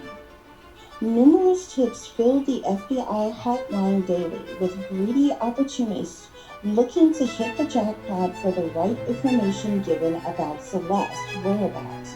However, hundreds of those false leads were debunked daily. After 271 miles, which equaled about 4 hours and 10 minutes, Celeste had spent more than a month hiding out in Las Vegas, Nevada, when she first went on the run from Los Angeles, California. Now she currently was laying low in Arizona, which is where she had been for the past 2 months.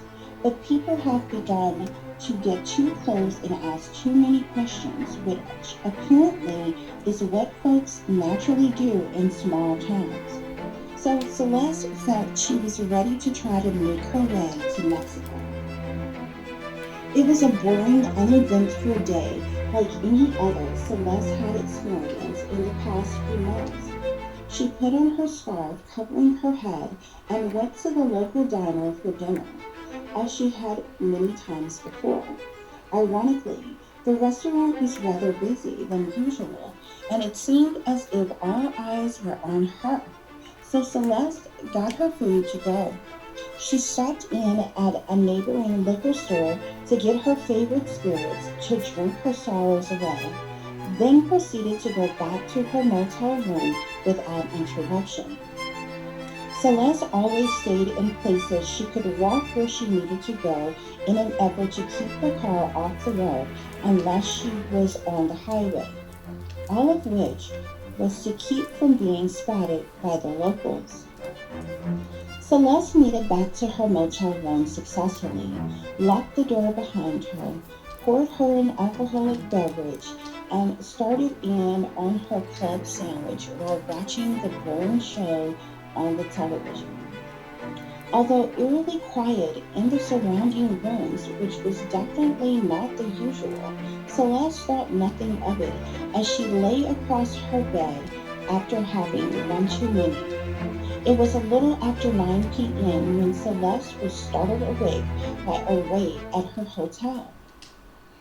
Flashing lights glared through the motel curtains, and it sounded as if whatever was going on was just doors down from her. However, Celeste instantly became nervous, suspecting the authorities were looking for her. She was trapped with nowhere to go, so she ran and hid in the bathroom, where she lay inside the tub. Sure enough, the bounty hunter had found her after several tips were called in from the diner she frequented. Unsure of her exact room, everyone was being evacuated from the motel while the bounty hunter and his team searched. Local authorities were also alerted due to the vast number of reports made. Finally, they had reached Celeste's door, which was busted down since the chain lock was on the door from the inside, and no one answered when being demanded to open the door. Celeste tried to remain as quiet as possible while she wept in silence, waiting for her fate. The bounty hunter and his team ravaged through the room like a disastrous tornado until they found Celeste curled up in a fetal position inside of the tub. Nothing but a stream of tears ran down Celeste's face as she was being arrested. A crowd of onlookers watched in amazement with their cell phones in hand as they recorded every grueling moment of Celeste being apprehended and put into custody. 10 p.m. on a sad Saturday night in Arizona, and at last the manhunt for Celeste McBrien was over. The Arizonian locals wasted no time posting their footage to social media, which went viral instantly. The local media station wasn't far behind as breaking news reports swept every news outlet. The waitress at the diner who called in the original tip received a whopping $20,000 for her discovery. But that was nothing compared to the $100,000 the bounty hunter collected for chasing down Celeste. A 5 hour and 55-minute trip on the road to turn Celeste into the Los Angeles, California federal authorities was underway. It was a long time coming, but the agents eagerly awaited her arrival. Chapter 18, Caught Up. 3:30 a.m. Sunday morning, Celeste was back where it all began. In the past few months, she had tried her hardest to get the horrors of what she had done out of her mind, but it was like a never-ending nightmare. Now she was back to face her nightmare head on. The transfer went smoothly, and now Celeste was in the custody of the federal authorities, who escorted her, handcuffed and shackled, to an interrogation room where the walls were plastered with gruesome crime scene photos of every murder that had taken place, including her parents. She nervously sat alone for several hours, being haunted by the past. It was early, so other agents and detectives hadn't arrived yet. Luckily, Celeste was offered a bathroom break and given food and water while she waited. Celeste literally felt like the wait alone was some kind of torturous tactic to wear her down with every suspenseful moment that passed. At last, 6 a.m., and finally the interrogation room door swung open and entered the investigating team tasked with interrogating Celeste. By now, she was just ready for it all to be over already. After being Mirandized and made aware of her rights, as well as informed that the interrogation would be recorded, the interview began.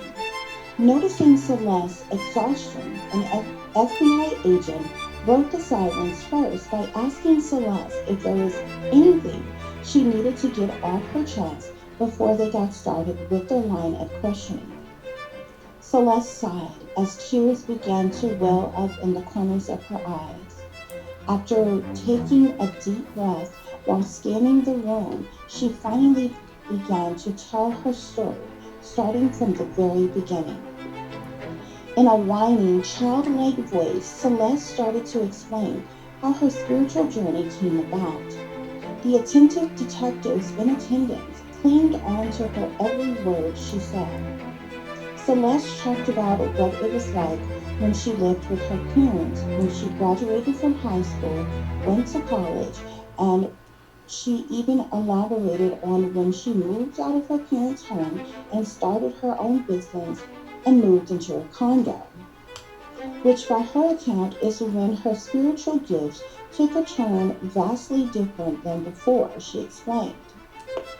Celeste spoke frankly about how she wanted to expand her abilities. She claimed she started studying about mediumship as she felt the desire to understand the deceased dwindling between worlds. As Celeste described, it wasn't long before her psychic abilities and mediumship abilities intertwined. She stated spirits began to call out to her for help, and she desired to set them free to cross over successfully. Rudely, the detectives groaned and moaned in obvious disbelief as they listened to Celeste ramble on. However, she proceeded with telling them how she was possessed each time these lost souls came to her. It was then, when they entered her body, that horrible things took place against the people that harmed them in the first place. Celeste paused for a moment, and at which time the agent asked her if what she was saying was true, then why did she murder her parents?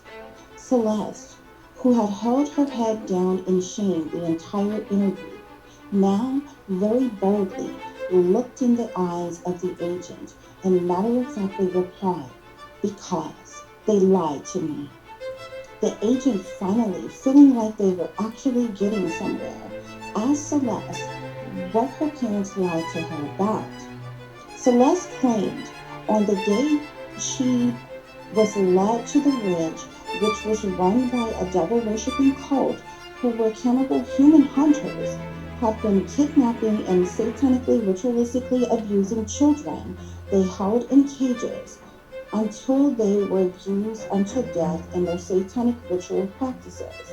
And also, the cult abducted homeless people and hunted them in the woods like animals, who they later sent to a slaughterhouse to be ground up into human meat and sold in urban neighborhoods to brown-skinned people. It was while she was waiting for the cult to arrive that she noticed her father was a member of the group, so she killed him. "What about your mom?" the agent said. "She wasn't there." "No," Celeste said. But when she called her mom, asking about where her dad was, her mom told her the ranch, and she knew then that her mother knew exactly what her father was a part of and what he was up to on that day. And she was likely a member too. The only reason she wasn't there, Celeste explained, was because she worked late that day. "So I killed her too," Celeste said. "And this all supposedly happened while you were possessed by these spirits?" the detective angrily asked. "Yes," Celeste replied. "Cut the bullshit, Celeste, and tell us the truth," the detective said while raising his voice. Celeste's eyes turned cold as her tears had dried up. "I am," she shouted. "And if you don't believe me, then I want a lawyer." The detective was excused out of the interrogation room and scalded for messing up the interview, considering they hadn't even been able to ask Celeste about the other murders yet. Celeste was open and willing to talk at first, but now because of the detective's reckless, harsh remarks, she had shut down and requested counsel, so the agents nor detectives could question her anymore, which highly pissed off the federal agents. All the local investigators were asked to leave the interrogation room, at which time the agent went back in and apologized to Celeste, telling her that if she wanted to recant her request for counsel and continue explaining herself, then they could assure her that the other detectives would not badger her about her statements anymore. But the damage was done, and Celeste was done talking. At the very least, the authorities could arrest and hold Celeste with no bond on the ranch murders as well as the murder of her mother, which she had admitted to thus far, which was more information than the detectives originally had, considering they could only firmly confirm that she had killed her mother. However, with Celeste's admissions, the FBI agents were pretty sure that she was responsible for the other murders as well. Celeste was formally charged with capital murder and escorted to jail to await arraignment. In the following weeks, Celeste attended arraignment court with her attorney and pleaded guilty by reason of insanity. Celeste was ordered to a maximum security mental institution for the criminally insane for a mental health evaluation to see if she was fit to stand trial, during which time a trial date was put on hold. Chapter 19, High Profile Case. Ironically, Celeste was transferred to the exact same mental institution for the criminally insane that the young girl whose mother set her up for murder of their entire family was placed in. Over several weeks, Celeste saw multiple therapists and other individuals who were very sketchy characters, those of which relentlessly poked and pried in her life, asking her endless questions about her claims of being possessed by spirits and what all she knew about her parents' affiliation with the ranch or satanic cults. Celeste, while still in her right mind, felt the line of questioning was highly suspicious. The satanic powers that be were trying to cover up something. It wasn't long before Celeste was forced to take psychotropic and antidepressant drugs, which made her feel more out of her mind and body than when she was possessed. The government officials that ran, ruled, and controlled the facility were very sinister indeed. Something just wasn't right about the staff at all, whose main job was to keep the patients under mind control. Randomly, between Celeste's transparent moments of clear consciousness, she was able to determine the real objective for her being institutionalized. It wasn't at all about deeming her as competent, but in fact, they wanted her labeled as insane so they could try to discredit her and cover up the misdeeds in the process. Regardless, Celeste was yet and still psychic, telepathic, and had mediumship abilities. Luckily, she was lucid enough to put the pieces of the puzzle together in her free time alone. Spirit still communicated with Celeste regularly, but to others, of course, it appeared she was talking to herself. Funny how they set these things up to look like mental illness when it's not. Come to find out, the government and wealthy elite people in power controlled the functions within the satanic cults nationwide, as well as the ritual sacrifices, murders, kidnappings, and trafficking. It was no coincidence that Celeste ended up where she currently was. It was all set up that way all along, and the spirits were helping her along the way. Eventually, the spirits finally revealed the true reasoning for them coming to her specifically, and it was more shocking than ever. Celeste's parents, who were very high profile, wealthy doctor and lawyer, had her under MK mind control since she was a child to cover up their cult secret society dealings and Celeste's childhood trauma of satanic ritual abuse, which is abuse she couldn't remember by design. This is why Celeste's parents acted the way they did with her, very nonchalant, absent, and neglectful. She had been handled and controlled her entire life and never knew it until now. Everybody possessed Celeste was triggered to kill, including her parents, was all purposely orchestrated to awaken her to what her reality really was and expose all of the evil that had been hidden from her all along. Now Celeste understood why the staff wanted to keep her so heavily medicated. The therapist later diagnosed Celeste with antisocial personality disorder, borderline personality disorder, and dissociative identity disorder. Weekly updated reports were provided to the judge presiding over the case. After more than a month of evaluation, determinations were made as a result of Celeste being deemed as having multiple mental illnesses which were currently being controlled by medications. The Honorable Sitting Judge accepted the guilty plea by reason of insanity. At this point, it was meaningless for a trial. However, Celeste's legal team made a request on her behalf to the judge for there to still be a hearing as she wished to tell her story in her own words with the hopes of a fair sentencing because they did not feel she needed to be imprisoned for life due to her condition. Of course, the prosecution, who were working with the satanic powers that be, opposed this idea because they did not want the crimes to be publicly heard. Doing so would expose the reasons for Celeste killing the celebrities, wealthy persons in power, law officials, her parents, and the cult members at the ranch.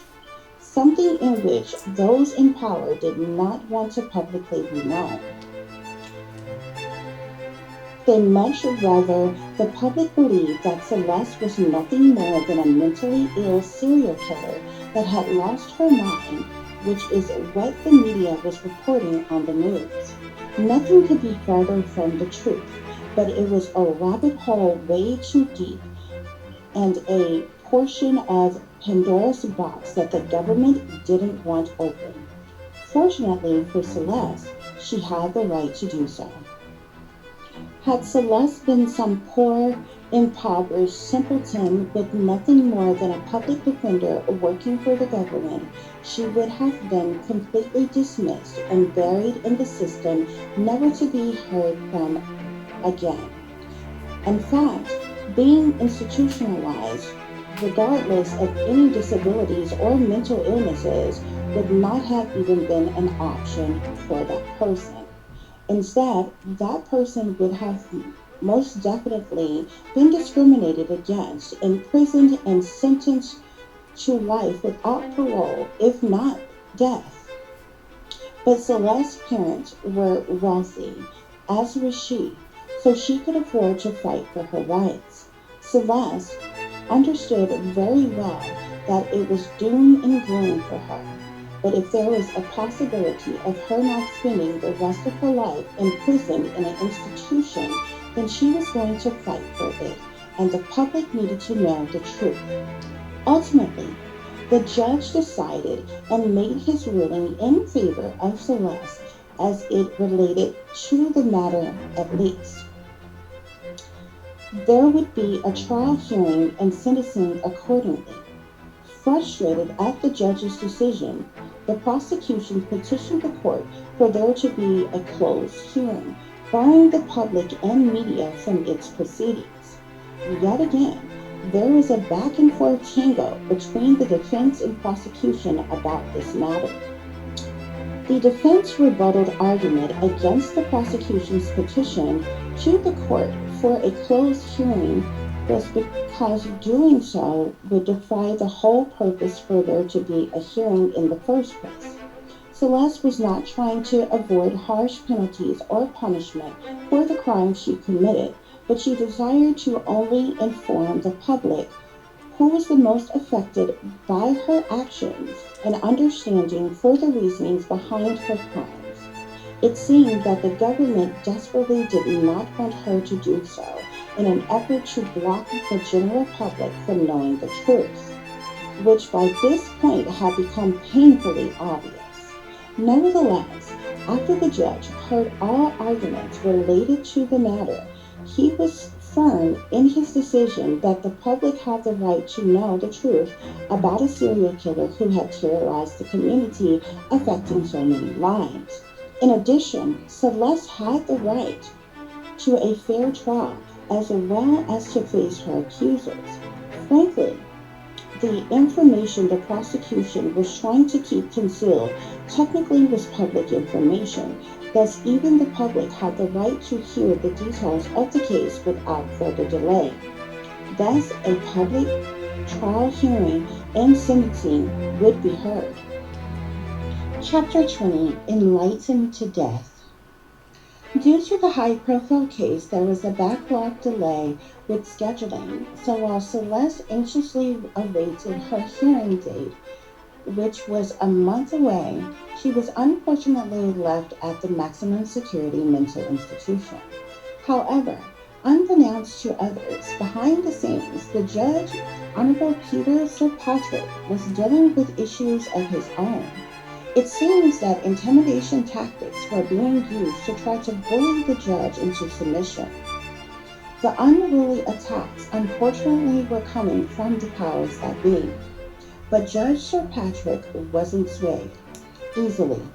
He was an old-school, upstanding guy with righteous morals and values. Meanwhile, Celeste was being heavily drugged and abused in an effort to keep her silent. Mind control tactics were even being used on her during her therapy sessions as well. Because of the mistreatment, Celeste asked her lawyer if it was possible for her to transfer to another facility, but unfortunately he suggested that it would be better for them to push for that motion after her hearing if she could possibly manage until then. Celeste reluctantly agreed and continued her bitter wait for the hearing and sentencing time to approach. The media was in a frenzy, reporting on the much anticipated high profile trial hearing that would be viewed worldwide. People from around the world chimed in on their opinions in the matter. The vigilante massacre serial killer was even trending on social media. Everybody was awaiting the testimony of Celeste after word got out that she requested to share her side of the story with the world and tell the truth when she didn't have to. Although Judge Sir Patrick refused to be bullied and intimidated by the establishment, it didn't keep the threats from coming his way. Eventually, high-ranking secret society members aggressively contacted the judge to bribe him with a handsome bonus of $50,000 to overturn his decision for a public hearing. Judge Sir Patrick was appalled by the gross injustice by persons who claimed to stand for law and order. Never had he experienced such corruption in his career, although he had heard of such things occurring in other cases with other judges. It actually intrigued the judge as to what exactly the government was trying to hide from the public as it related to this case. So, at his own detriment, he didn't take the bait. Celeste settled in her sorrows with her life now programmed and dullishly boring with nothing more than the daily deadly dose of cocktails. The only thing she had to look forward to were the occasional visits from her lawyer, but things surprisingly changed about a week before her trial hearing when she received a new visitor, a journalist by the name of Amy Massacre. Amy lied to get access to Celeste by claiming to be family, but she assured Celeste in her conversation she wasn't there to attack, badger, or condemn her for the crimes she was being accused of, yet instead, she only wanted to know the real story, her truth, because she didn't believe that Celeste was a bad person that just became an unhinged serial killer one day. All of which was just in case the hearing did not happen and they attempted to silence her. Something the journalist, Amy, told Celeste she knew that the government was trying to do, which she found out from her secret sources. Celeste was shocked by the scandal of it all. She could not believe just how desperate people in power were to keep her from speaking out. Amy continued in telling Celeste it's nothing new. The government has always set up and covered up things when it comes to high-profile cases. There's a lot of things they keep hidden from the general public. Not to mention, they control the media too. Celeste sighed at the rush of information, but she wasted no time telling Amy everything, who promised to tell the truth in her article about her and the situation. For the entire week, both Amy and Celeste met and talked every day leading up to the trial hearing. Amy was seriously astonished by everything Celeste shared with her, from her life growing up, her career and spiritual journey, the possessions, murders, why she did it, finding out the truth about her parents and her hidden childhood trauma. Celeste even told Amy about how she was abused, mind controlled, misdiagnosed, and overly drugged on purpose to silence her in the institution. By the week's end, Amy felt she had the best kept secret story that no one else had or would ever be likely to hear. She thanked Celeste for her time and entrusting her with the truth. Amy also promised Celeste that she would be at court to support her if the hearing were still on schedule to happen the following Monday morning. The pair said their goodbyes until the next time they met. After learning about what all was going on behind the scenes, Celeste was actually now nervous about the hearing, which only the weekend stood in the way of before that set date. However, to try to keep a level head, Celeste had been faking taking her medication and throwing it away behind the nurse's back. Monday morning, the trial hearing was set to begin at 9 a.m. Celeste's lawyer prepped her on what to expect. The general public was welcome to attend, with most available seating set aside for the family of the deceased. Also, the media and press were going to be allowed in the courtroom for the hearing as well, which would be aired live on national television. Furthermore, from Celeste's understanding, she would take the stand and give her open testimony as to her account of what happened, and if there were any further questions desired to be asked by either the defense or prosecution, then the judge would allow such questioning to be asked of her. Afterwards, any closing remarks would be heard for the record as well. Celeste's lawyer also informed her that since it is an open hearing and she had already pleaded guilty by reason of insanity, which was accepted by the judge, then the jury that would be in attendance would not be determining her guilt or innocence. However, they would be determining what the proper sentence would be. Following the meeting with her lawyer, Celeste was then transferred to the courthouse for the hearing. Upon arrival, the courthouse was packed with people inside and out. The news media stations waited eagerly for Celeste's arrival to get the first sighting of her since her mugshot was taken. It had been 2 months since her capture and arrest, so many people were anticipating seeing the infamous vigilante massacre serial killer in person. Celeste stepped out of the van she was transported in and was escorted inside the courthouse. There was instant yelling and screaming from mobs of bystanders with picket signs, flashing lights, and cameras everywhere as reporters blurted out questions to Celeste for any remarks. It was overwhelming, but Celeste just hung her head in shame and didn't say a word until she reached the courthouse steps, at which time she turned around to the cameras and simply said, "I'm sorry," then proceeded to make her way in the building. The inside of the courtroom was just as packed with people. All eyes were on Celeste. She finally made contact with her lawyer and sat down. As she scanned the room, she even spotted the journalist, Amy, that had visited her. Glad she came to court to see her as promised. The moment everyone was waiting for had finally arrived. The trial hearing began with the entrance of the Honorable Judge Peter Kirkpatrick, who looked alert but rather disheveled for obvious reasons.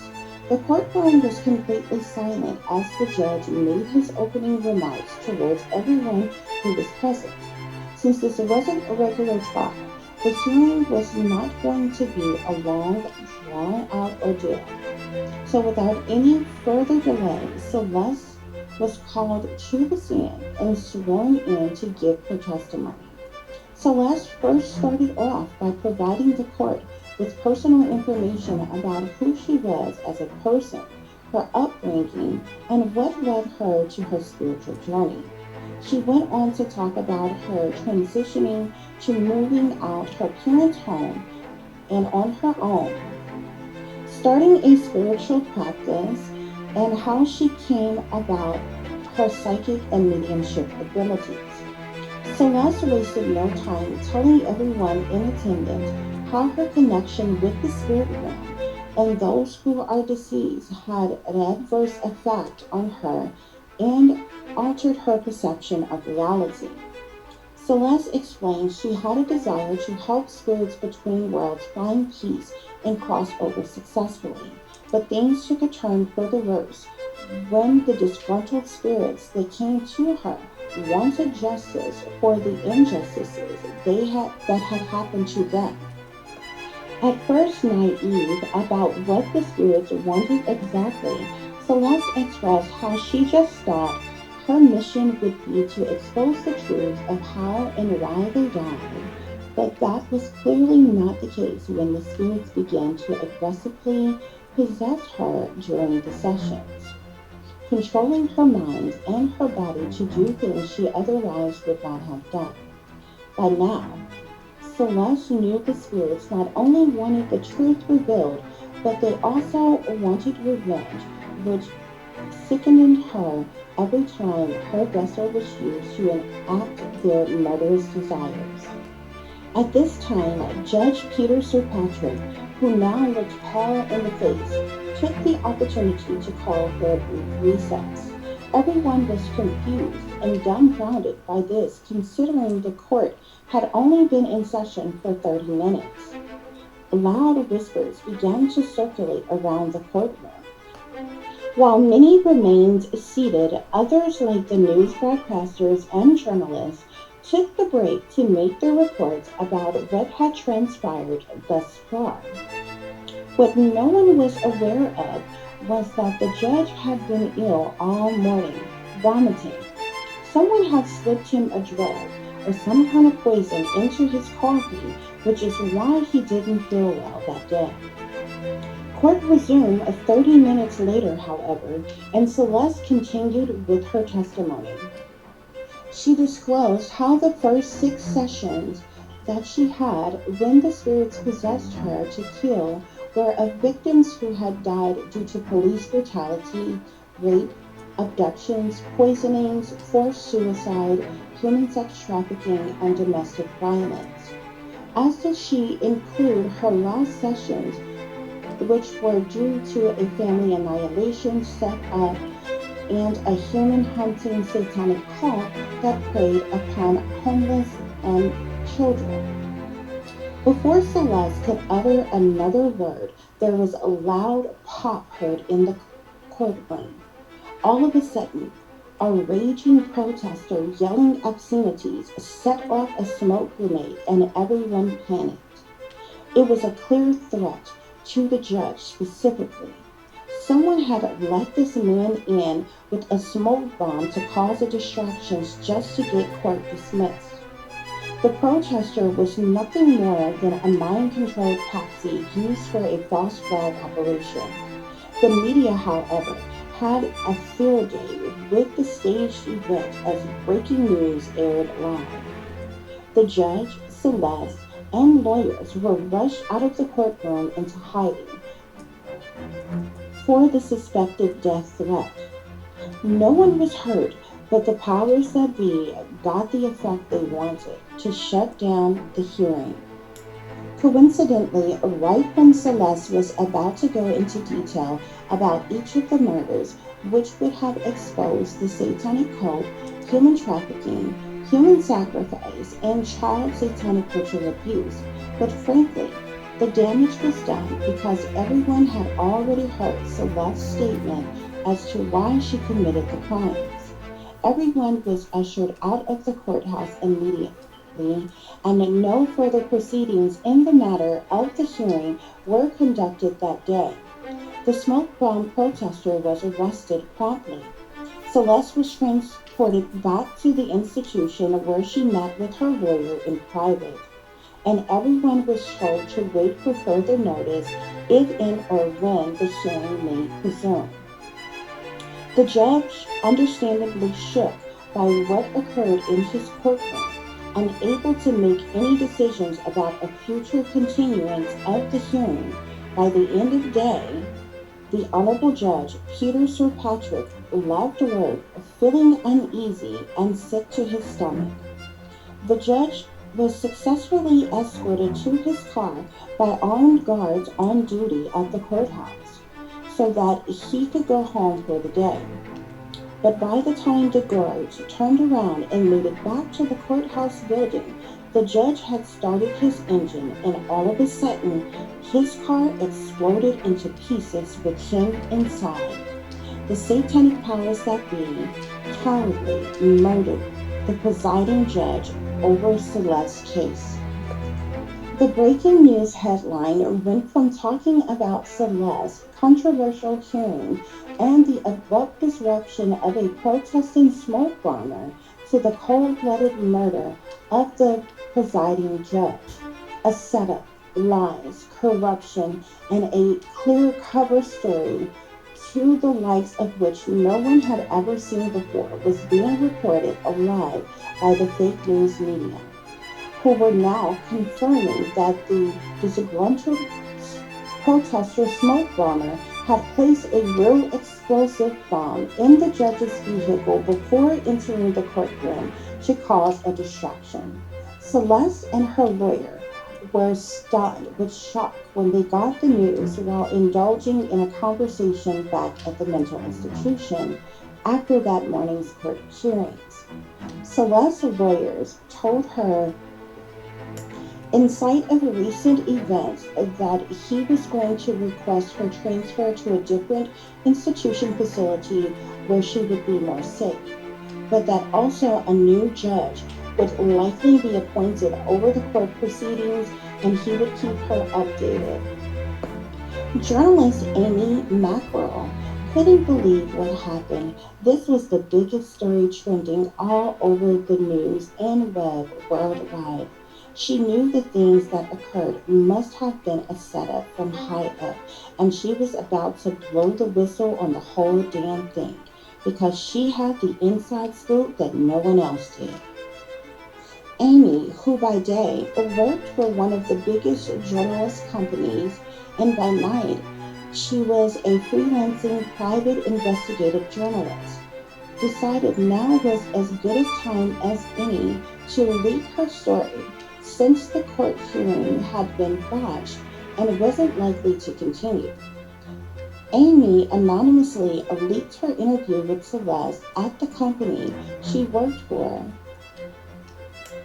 As well did she publicly leak the secret information and her final report about everything that had transpired on the internet, which went viral within 30 minutes of it being uploaded.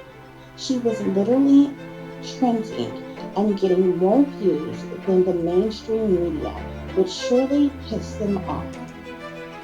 Amy not only reported that all the events that had taken place in the courtroom was a stage set up by the powers that be, but that in fact the government had already been trying to block the public, media, and press from attending the hearing altogether. She went on to explain that the judge, Peter Sir Patrick, was matter-of-factly murdered and likely was being threatened before his untimely death. Of course, all hell broke loose after Amy exposed the her job fired her almost immediately when they discovered she was the leak. But it didn't make Amy know never mind, because this is what real investigative journalism was all about. Cutthroat, ruthless, raw content that's real news people can use. And if exposing the truth to the public about the corrupt government was wrong, then she didn't want to be right. The following week, a newly appointed judge was assigned to Celeste's case, Honorable Judge Henry Bledsoe, a rough, tough, corrupt, two-headed snake sellout that is the powers that be good old boy. Not to mention he's a high-ranking member of a secret society. Judge Bledsoe wasted no time overturning the hearing proceedings with no further testimony needed. He ordered the prosecuting and defense attorneys and their team, as well as Celeste, back to the courtroom the following day to relay his final judgment on the case. Neither the public, press, or media would be allowed in the courtroom as the judge blocked them indefinitely from the case as well as the courthouse. Once all parties arrived to court, the judge firmly handed down his desired sentence for Celeste, which was life without the possibility of parole, with the death penalty taken off the table. Celeste was ordered to serve the remainder of her sentence in a mental institution for the criminally insane.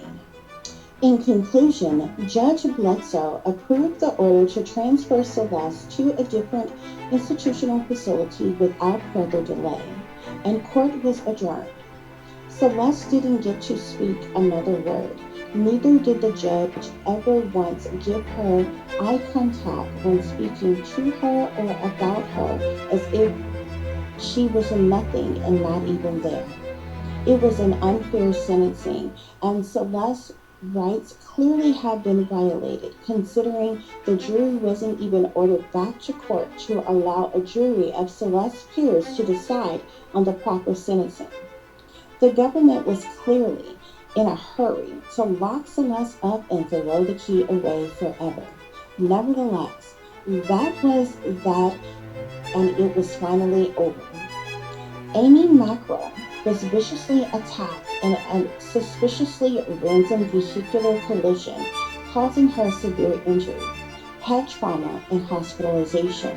She later slipped into a coma and was pronounced dead by the end of the week after she was purposely murdered in the hospital by a nurse who was secretly paid to take her out. Chapter 21, Seeing is Believing. First thing Tuesday morning, Celeste was discharged from the Los Angeles, California State Mental Institution. She was later transferred to the Hidden Valley Sunnyside Correctional Institution, a secretly classified luxury facility for wealthy individuals. This incarcerated institution secretly housed high-profile clients such as celebrities, government officials, doctors, lawyers, as well as other wealthy elites or their children. The facility staff are all made up of specialized agents, military correctional officials, therapists, hypnotists, scientists, general practice doctors, nurses, etc. Although the facility's interior and exterior is of very comforting, luxurious quality, the prisoner patients are definitely confined and under strict 24/7 supervision while living in the most lavishly exquisite conditions.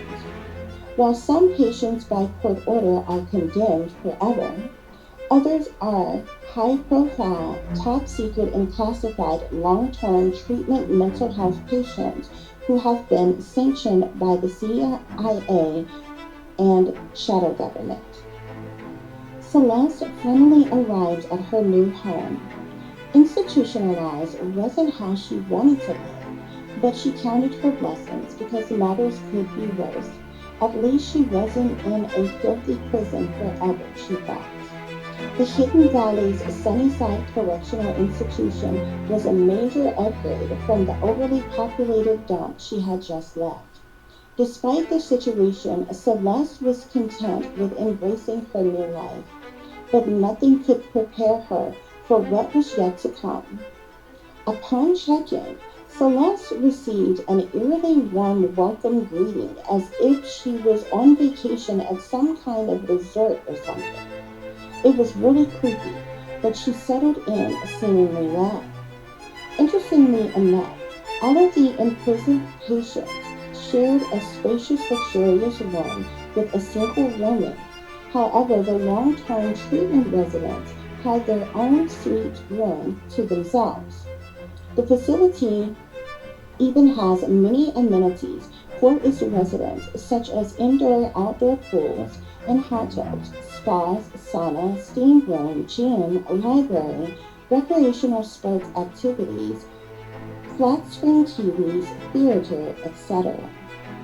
Per the rules and regulations, however, only good behavior rewards residents with the luxury of all the amenities, as well as social gatherings, free time, arts and crafts, TV, and music time. A day in the life of each resident differs depending on their progress, behavior, and programming.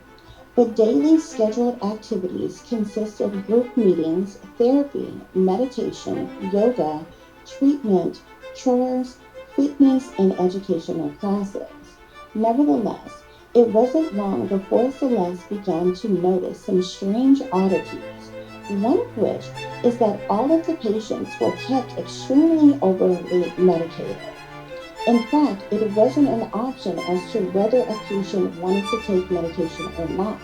They were forced to, and if they fought against doing so, they were thrown in the hole, which is a padded isolation room, and forfeited all of their privileges for a week. No matter how fancy the facility, there is evil within Hidden Valley's Sunnyside Correctional Institution, and if the patients weren't careful, it would be at their own detriment. Day in and day out, Celeste witnessed wickedness amongst the wealthy individuals trapped inside. From demonic possession, MK Ultra mind control, monarch programming, brainwashing, intimidation tactics, psychological operations, human experimentations, torture, sexual, spiritual, physical, emotional, and psychological abuse, satanic ritual abuse, beta sex programming, cloning, drugging, poisonings, murders, and suicide. Celeste couldn't believe she was trapped inside an expensive paradise hell. In an attempt to lay low and escape the madness, Celeste began to go within during her meditation sessions. It had been a while since the spirits had contacted her due to all the medication she was taking, but somehow she managed to open that portal again. Yet again, Celeste was in the very same spiritual cycle that got her there in the first place. The lost spirits visiting her were her only friends, and she embraced and appreciated this more so now than ever. Unfortunately, Celeste wasn't exempt from the torturous tactics that were done to other patients. She too was abused in unfathomable ways during her therapy and treatment sessions. This highly angered the spirits that were now trapped inside of her, eagerly awaiting the perfect opportunity to use her vessel to enact revenge yet again. 3 months and 33 days was how long it took before enraged Celeste retaliated under possession for the first time since her incarceration. The unsuspecting victim of Celeste's possessed outburst was a perverted staff member who preyed upon the female patients. He was a creepy bastard that always peeked in on the ladies taking showers. Late at night, he even snuck in their rooms and violated them.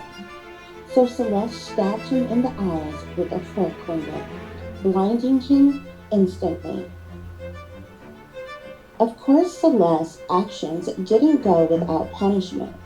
She was held in a straitjacket, severely drugged, and kept in isolation for a month, which resulted in her losing all of her privileges as well, but it was worth it, she thought. Months later, Celeste was found hanging in her closet, dead. It was a cold-blooded murder, which the facility covered up as they often did before with others. She had been suicided by the enemy, but Celeste's spirit never left Hidden Valley's Sunnyside Correctional Institution because she became a lost soul trapped between worlds herself, just as they who used to visit her were. Still to this day, she taunts and hunts all of those who wronged her. The end. Thank you all so very much for listening and for watching tonight's story time. I do hope you enjoyed it. So guys, as always, y'all know I like to show you all that this is original work written by myself here. So every page here is written by me, guys, okay? So, as I said, thank you all for listening and for watching. Please like, share, and subscribe. For those of you who would like to contact me, you can do so at tiff.diamond36@gmail.com. You can also follow me on Instagram, which is shine bright like a diamond36 with an underscore between each word. For any person who is interested in donating to the channel, it is greatly, greatly appreciated. I do thank you all in advance. You can do so through Cash App, which is $TiffDiamond36, or through PayPal, which is paypal.me/add36diamond. As always, guys, y'all take care of yourself, take care of each other, but most of all, take care of your babies, honey. Remember, this is a wicked, wicked world that we live in. There is wickedness in high places, and there is evil that is lurking around each and every corner, even in a neighborhood near you. So y'all watch your surroundings. Watch the company you keep, watch surroundings in the company in which your children are in as well. And considering the fact that you never know when someone may betray you, backstab you, try to hurt you, or harm you, honey. Keep you some protection on you. Y'all stay awake, stay aware, stay vigilant, and stay prepared, because if you stay ready, you ain't gotta get ready, baby. Until the next time, peace, love, and light. Namaste. I am that I am, created in the image of God.